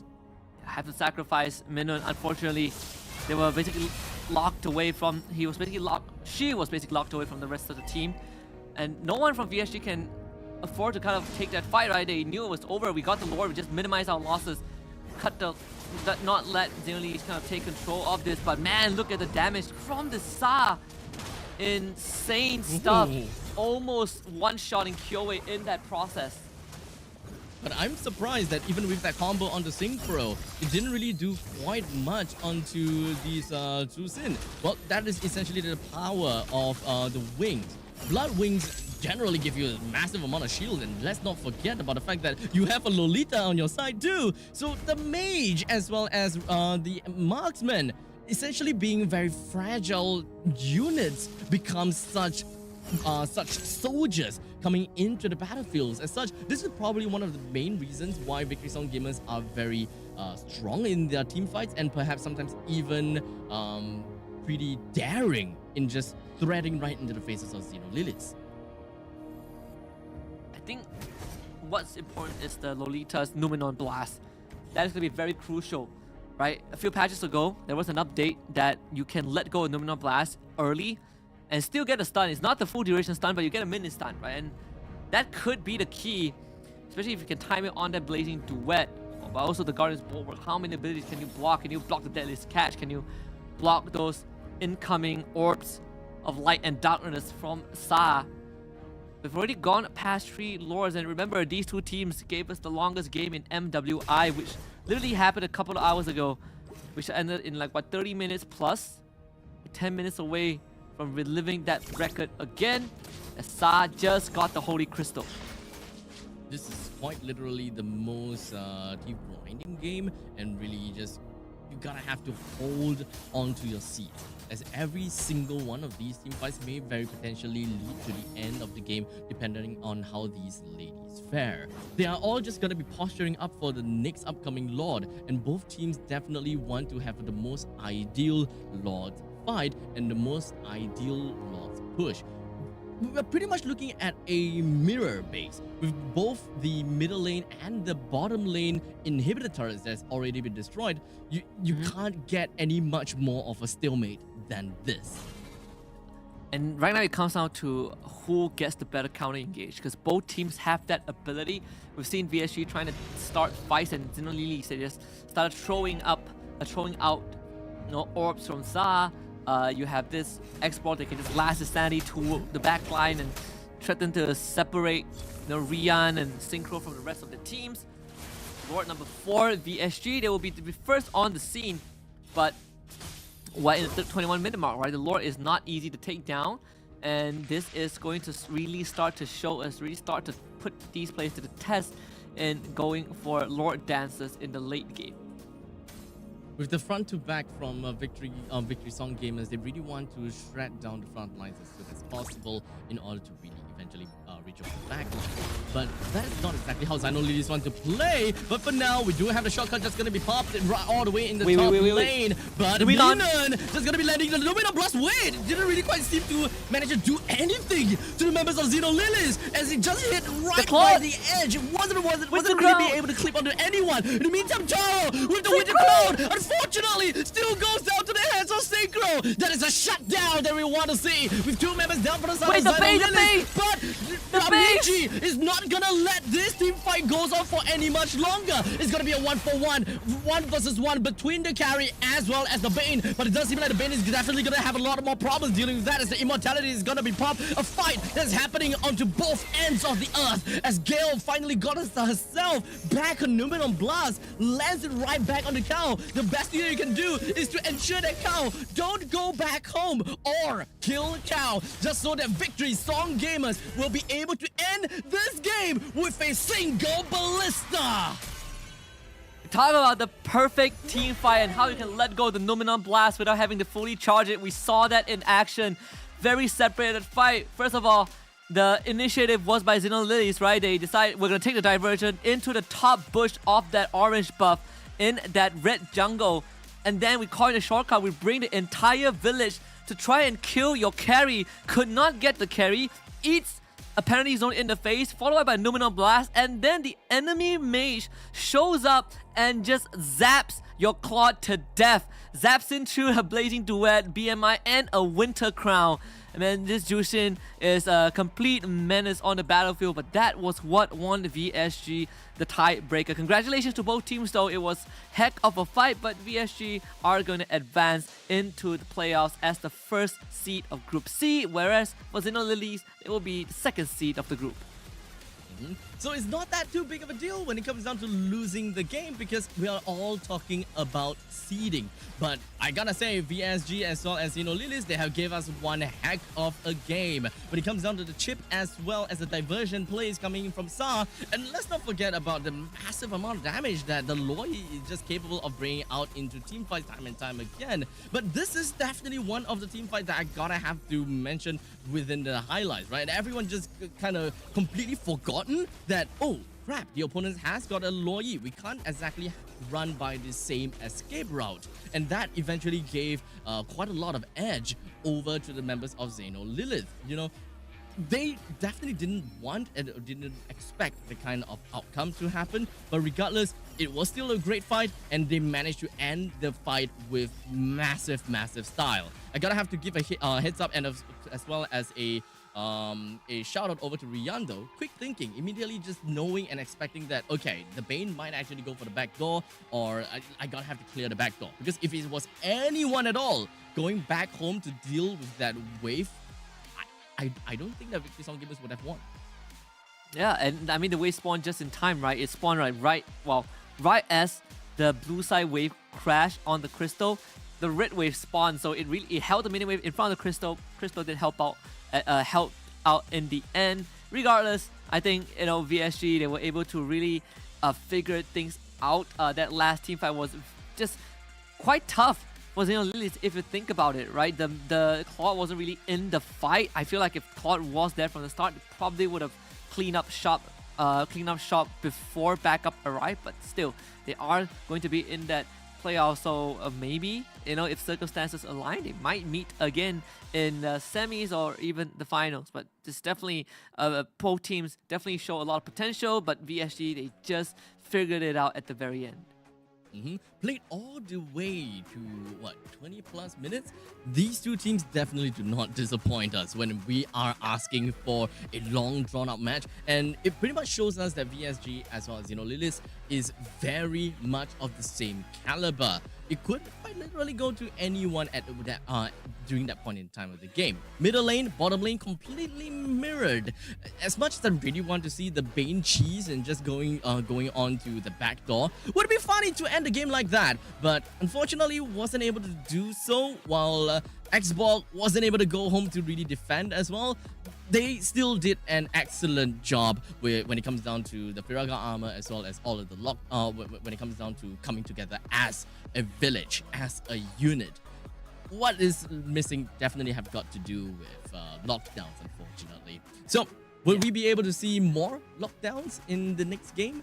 Well, the question is if whether we are going to have the next game, because we are going to be waiting for the next tiebreaker match to eventually happen when it comes down to looking at the final results of Group C. So we'll see you in after a pretty long break. So we'll let you guys know again if you will see us or not. We'll see you guys then.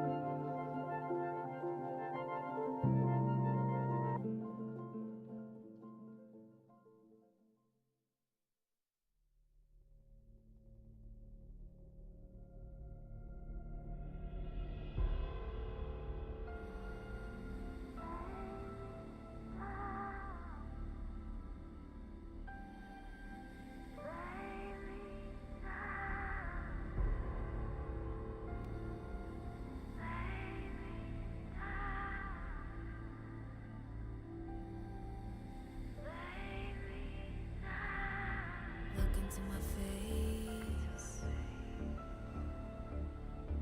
Tell me now why you want to wait. Running out of words you wanna say. I've been looking for you, looking for you, looking for you.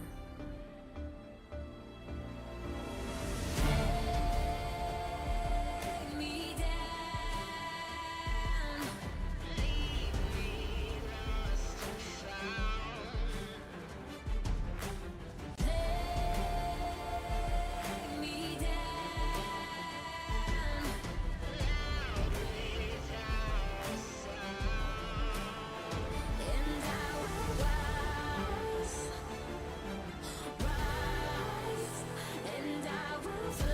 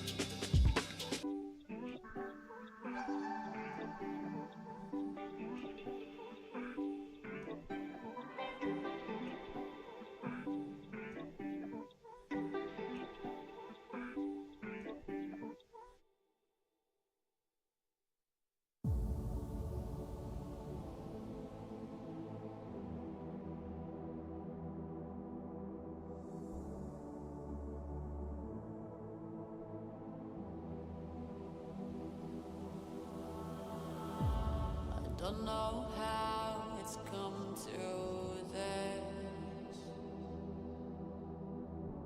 I don't know how I could resist.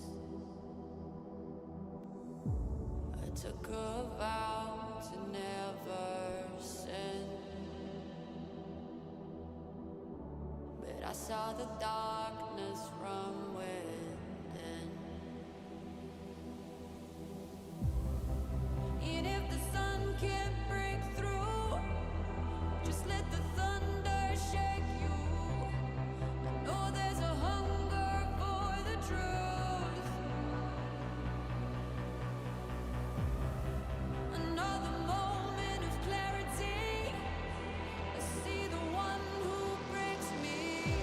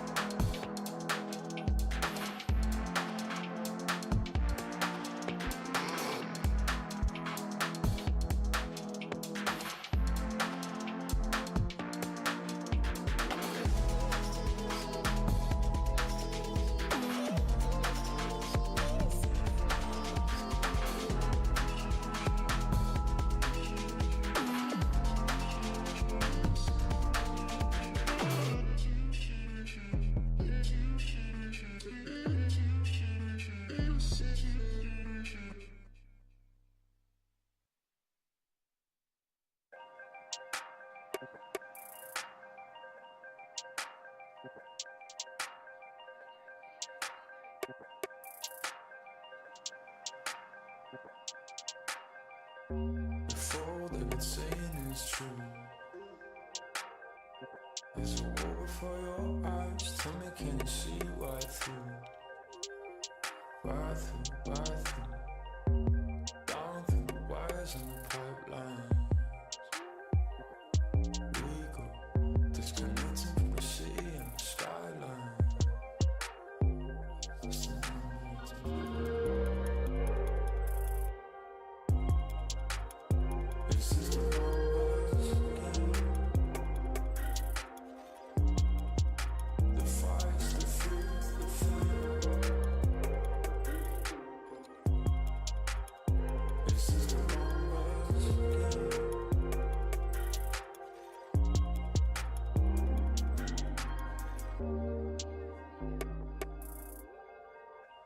Counting up coins for a soda can,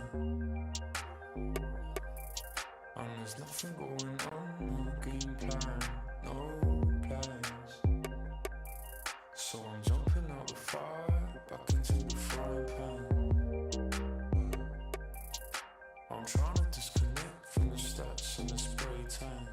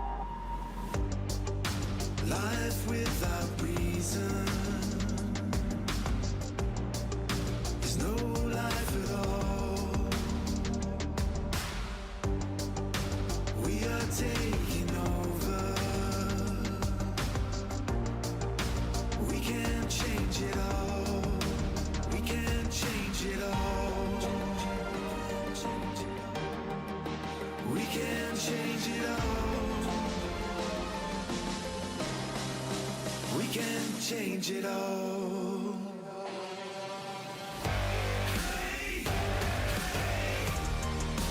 We can change it all. We can change it all.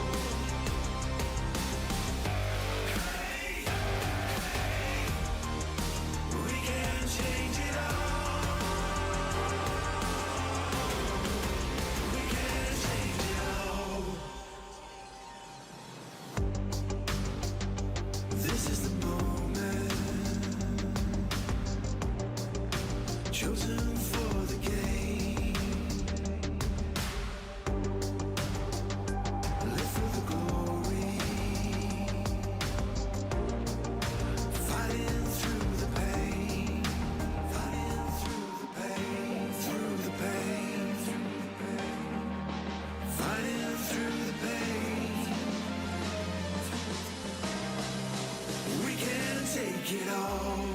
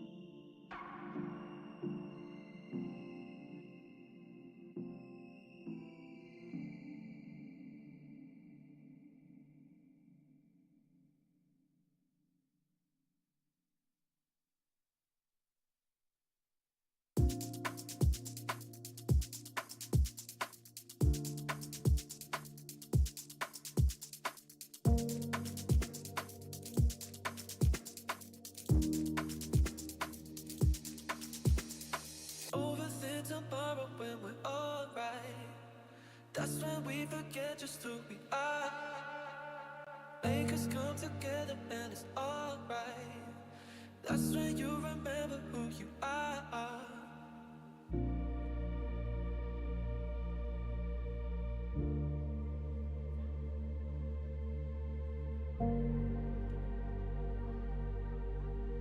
That's when you remember who you are. Who you are. Who you are.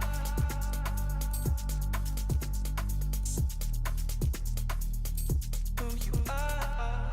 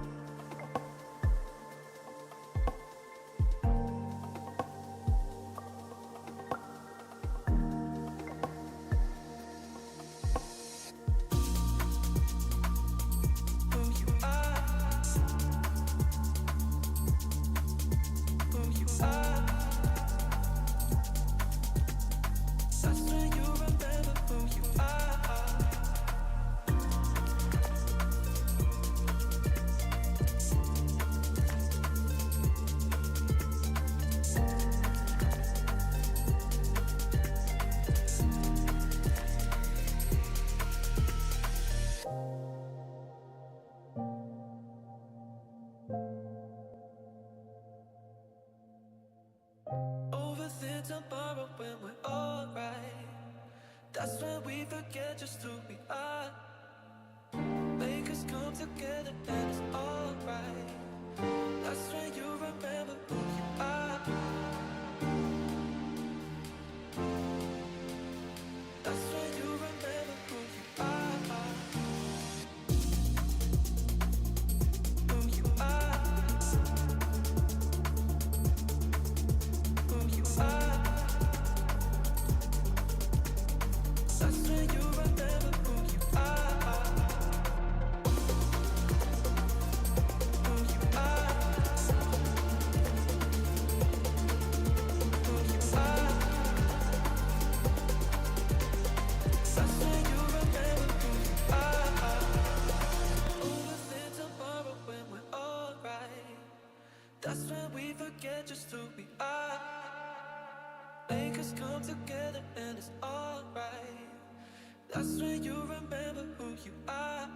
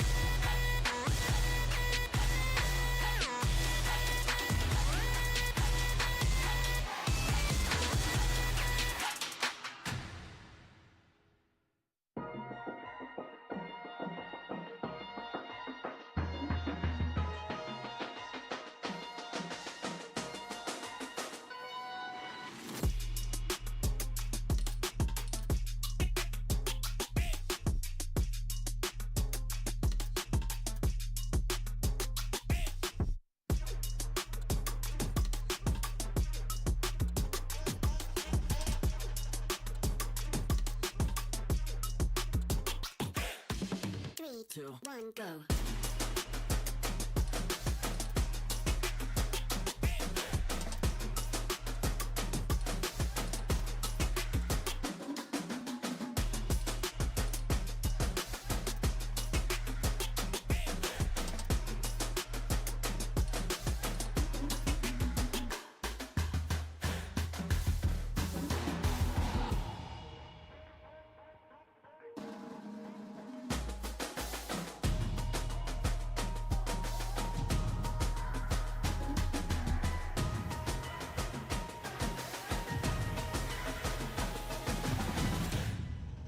Three, two, one, go.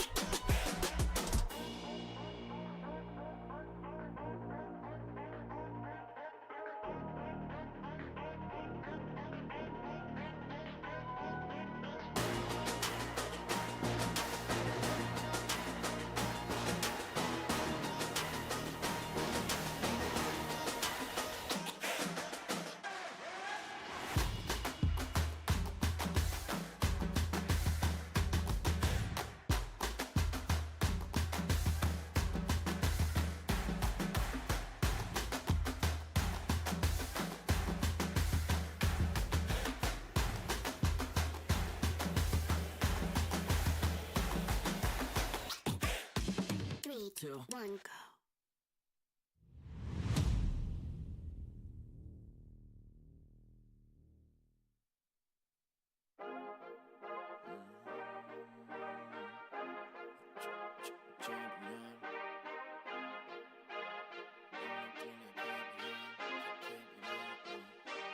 I feel like a champion. A champion. Ain't nothing that can't be done. Oh yeah. I put it all on the line. Definition of divine. Yeah, I feel like a champion. Ain't nothing that can't be done. They told me I wouldn't be nothing. Came on now, second to none. I need me a trophy, I need me a ring. I'm not with the bull, but keep it a beam. You know what it is, you know what I mean. Shit, all I do is win, win, win, win. Haters wanna hate, they ain't make top 10. Double, triple team, what they need to defend. I juke left and I'm gone with the win. Gone with it. I feel like a champion. A champion. Ain't nothing that can't be done. Oh yeah.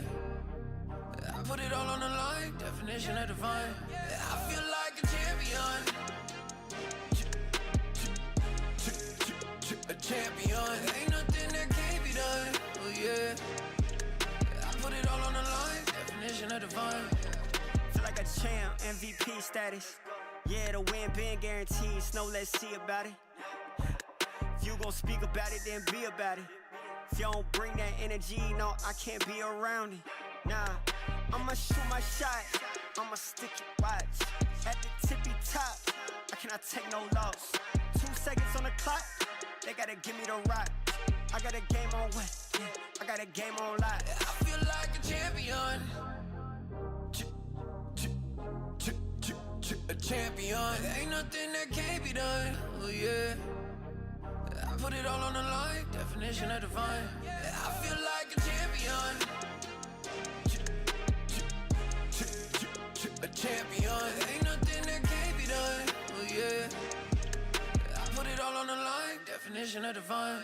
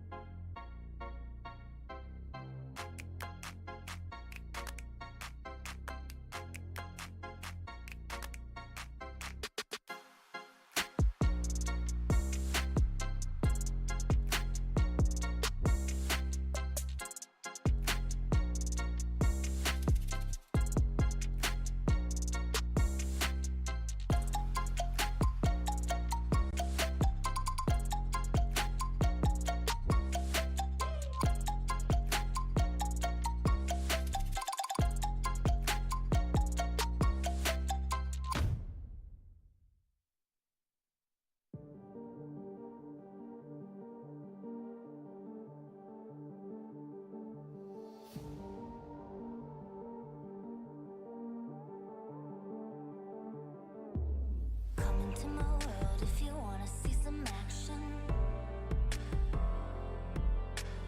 Enter my zone, shut down the competition. Stand up from the crowd, yeah, I'm the main attraction. Come into my world if you're ready for some action. Are you ready?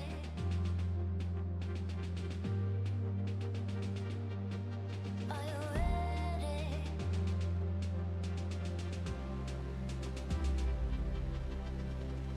I came here to win.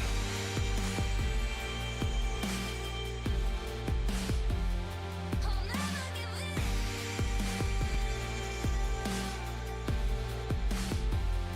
Make my one woman on me. Only one woman on me. Only one woman on me. Only one woman on me. One woman on me.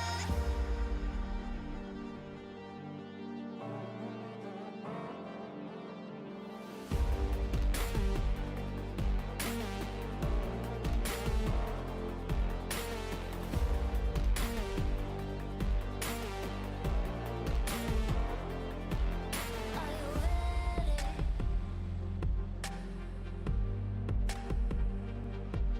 Are you ready?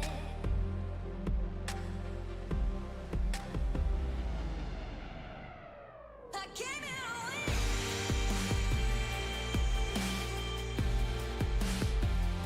I'll never give in.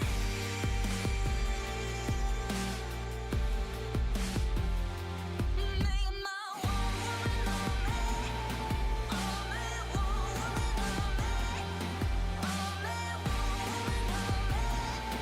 Only one woman on me. One woman on me.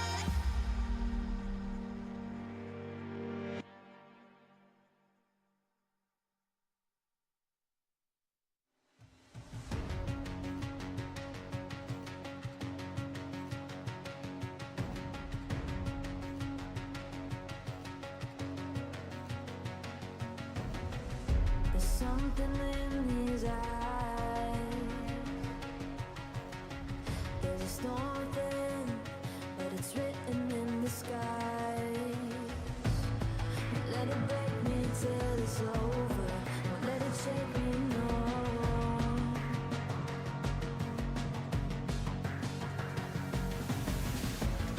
Won't let it make me go under. Won't let it make me go under. So now it's time to fly. Nothing's gonna stop me now. Nothing's gonna stop me now. Nothing's gonna stop me now.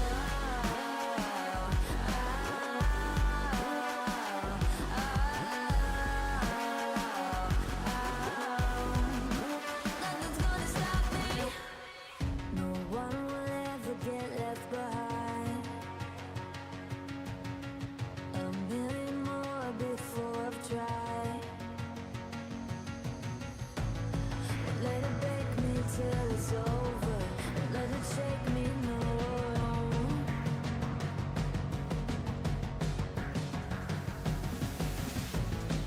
Let it make me go under. Let it make me go under. So now it's time to fly.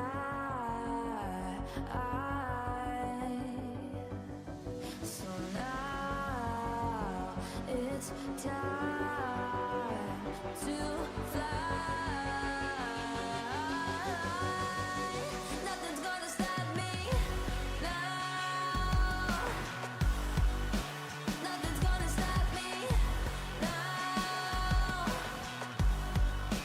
Nothing's gonna stop me now. Nothing's gonna stop me now. Nothing's gonna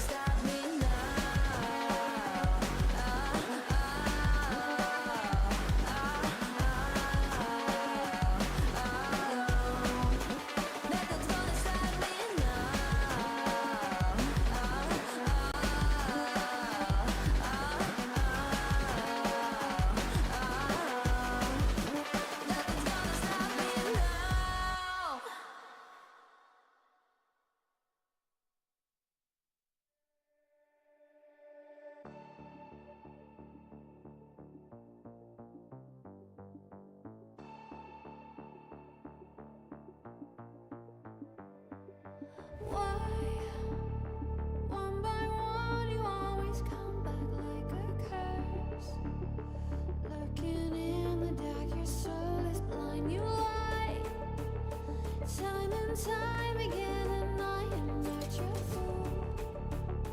Not this time, 'cause I'm the wiser of us two. I'm the one of light, the antithesis of you.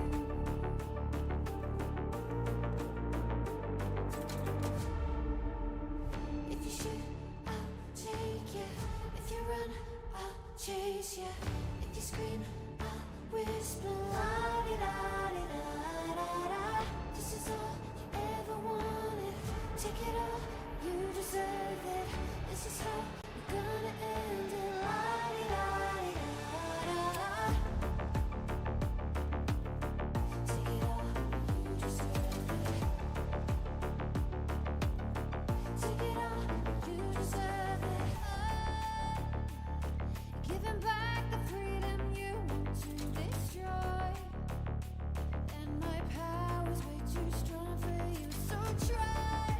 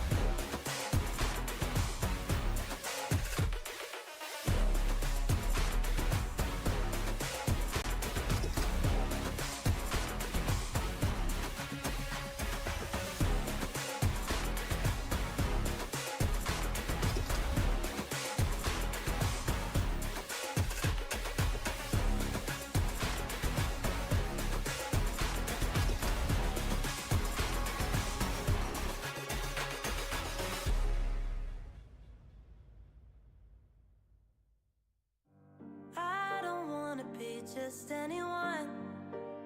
I'm not just anyone. I'd rather keep my hood up, walk the world alone, and make it on my own. Then you claim that you're the reason that I got where I'm going. And I'm not interested in settling for the hell of it. All these people want convenience, I want more. The wolf is howling at the door. And now it's up to the clock before the last lock hits the floor. Wait, you got in my way. Think I finally got it figured out. You can take a seat, oh please, I'm busy. I don't wanna let you let me down. I don't wanna let you let me down. Take a seat, take a seat. Oh, oh, please, I'm busy now.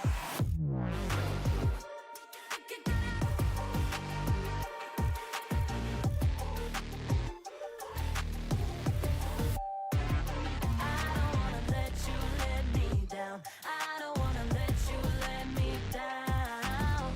Take a seat, take a seat. Oh, oh, please, I'm busy now. From the time I wake up till I go to sleep, I give all of me, yeah. All fight, never flee, no flights ever free, yeah. I'm in my corner and I'm ringside handing me a water. My hands are on my shoulders, got the belt, crown myself the winner.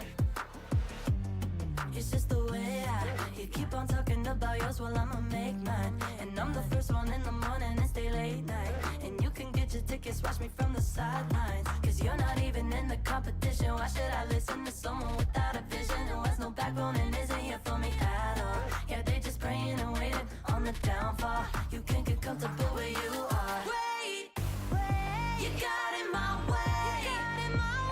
Think I finally got it figured out. You can take a seat, oh please, I'm busy. I don't wanna let you let me down. I don't wanna let you let me down.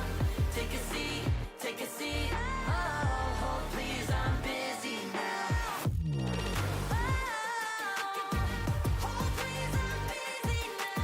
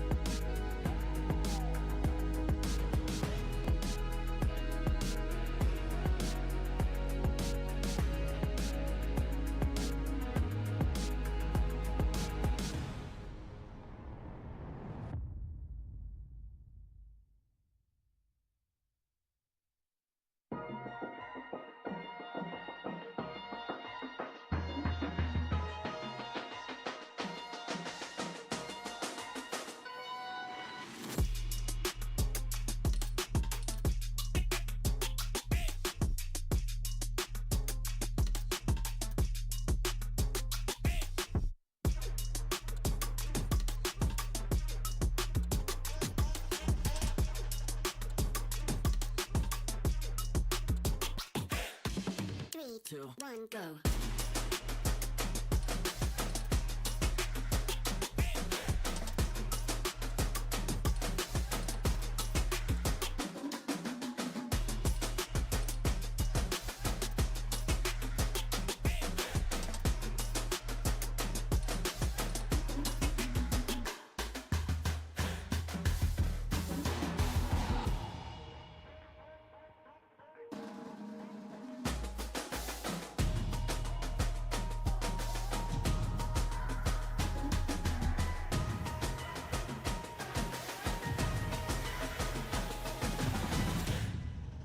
Three, two, one, go.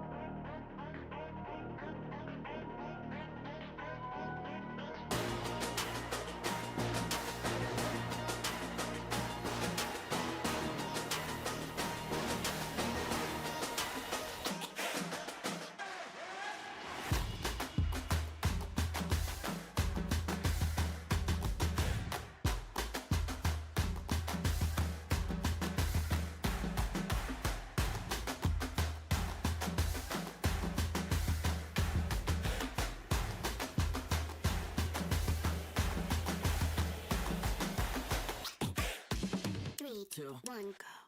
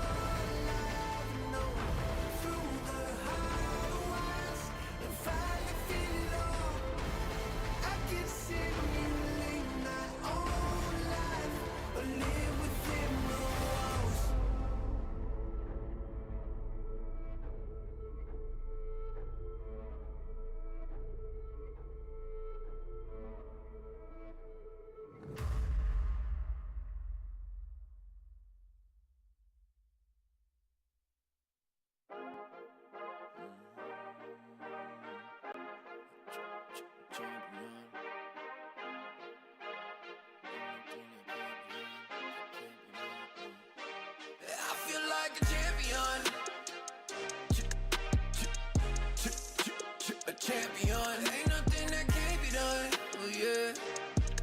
I put it all on the line. Definition of divine. Yeah, I feel like a champion. Ain't nothing that can't be done. They told me I wouldn't be nothing. Came on now, second to none. I need me a trophy, I need me a ring. I'm not with the bull, but keep it a beam. You know what it is, you know what I mean. Shit, all I do is win, win, win, win. wanna hate, they ain't made top 10. Ha, double, triple team, what they need to defend. Ha, I do left and I'm gone with the win.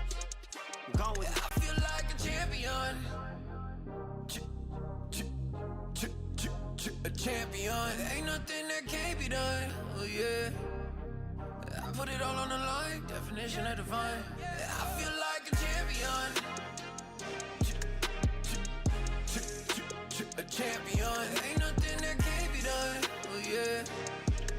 I put it all on the line. Definition of divine. Feel like a champ, MVP status. Yeah, the win been guaranteed. So let's see about it.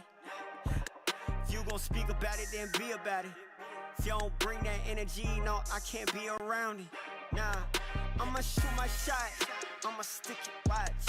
At the tippy top, I cannot take no loss. 2 seconds on the clock, they gotta give me the rock. I got a game on what? Yeah, I got a game on lock. I feel like a champion. A champion. Ain't nothing that can't be done. Oh yeah. I put it all on the line. Definition of divine. I feel like a champion. A champion. Ain't nothing that can't be done. Oh yeah. I put it all on the line. Definition of divine.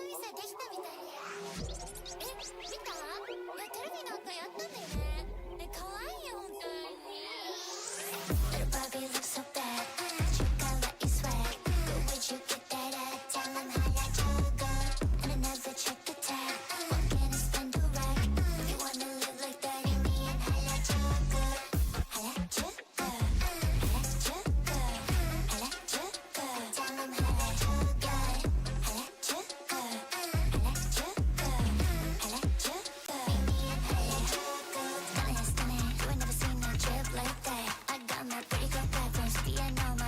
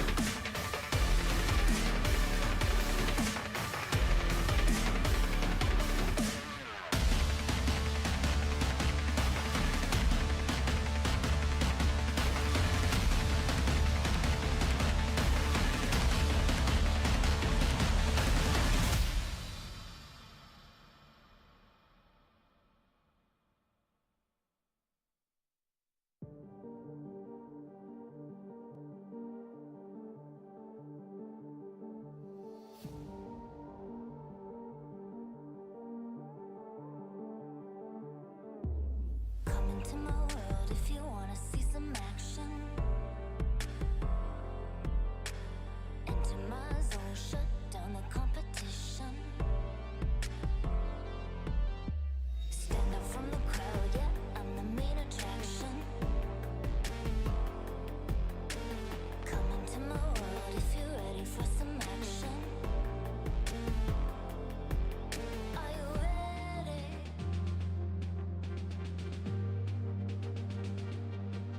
Are you ready?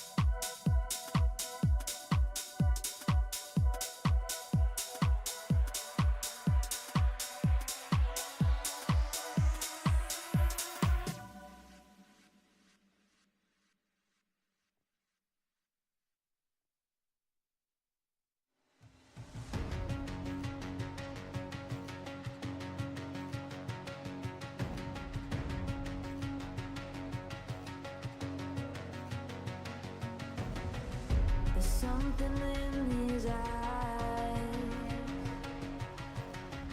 There's a storm within, but it's written in the skies.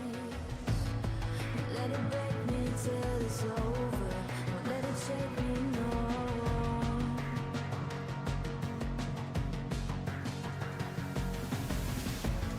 Don't let it make me go under.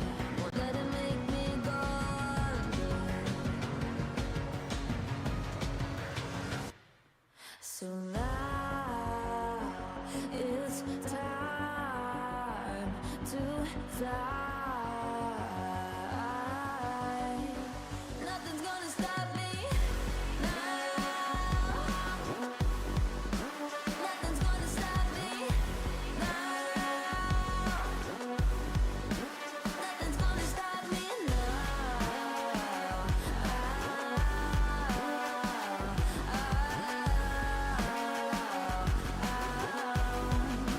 Nothing's gonna stop me. No one will ever get left behind. A million more before I've tried. Won't let it break me till it's over. Won't let it shake me, no.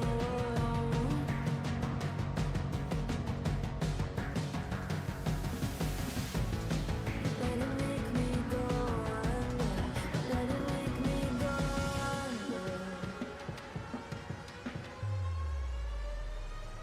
So now it's time to fly. So now it's time to fly. Nothing's gonna stop me now. Nothing's gonna stop me now. Nothing's gonna stop me now. Nothing's gonna stop me now.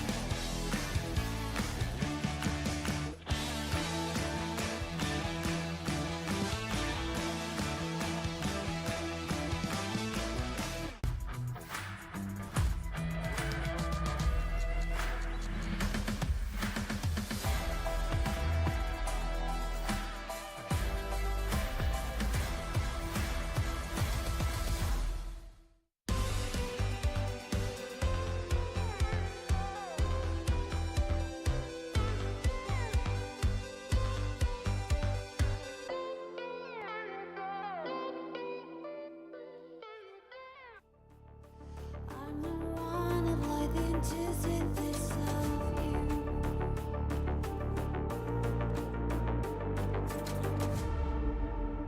If you shoot, I'll take you. If you run, I'll chase you.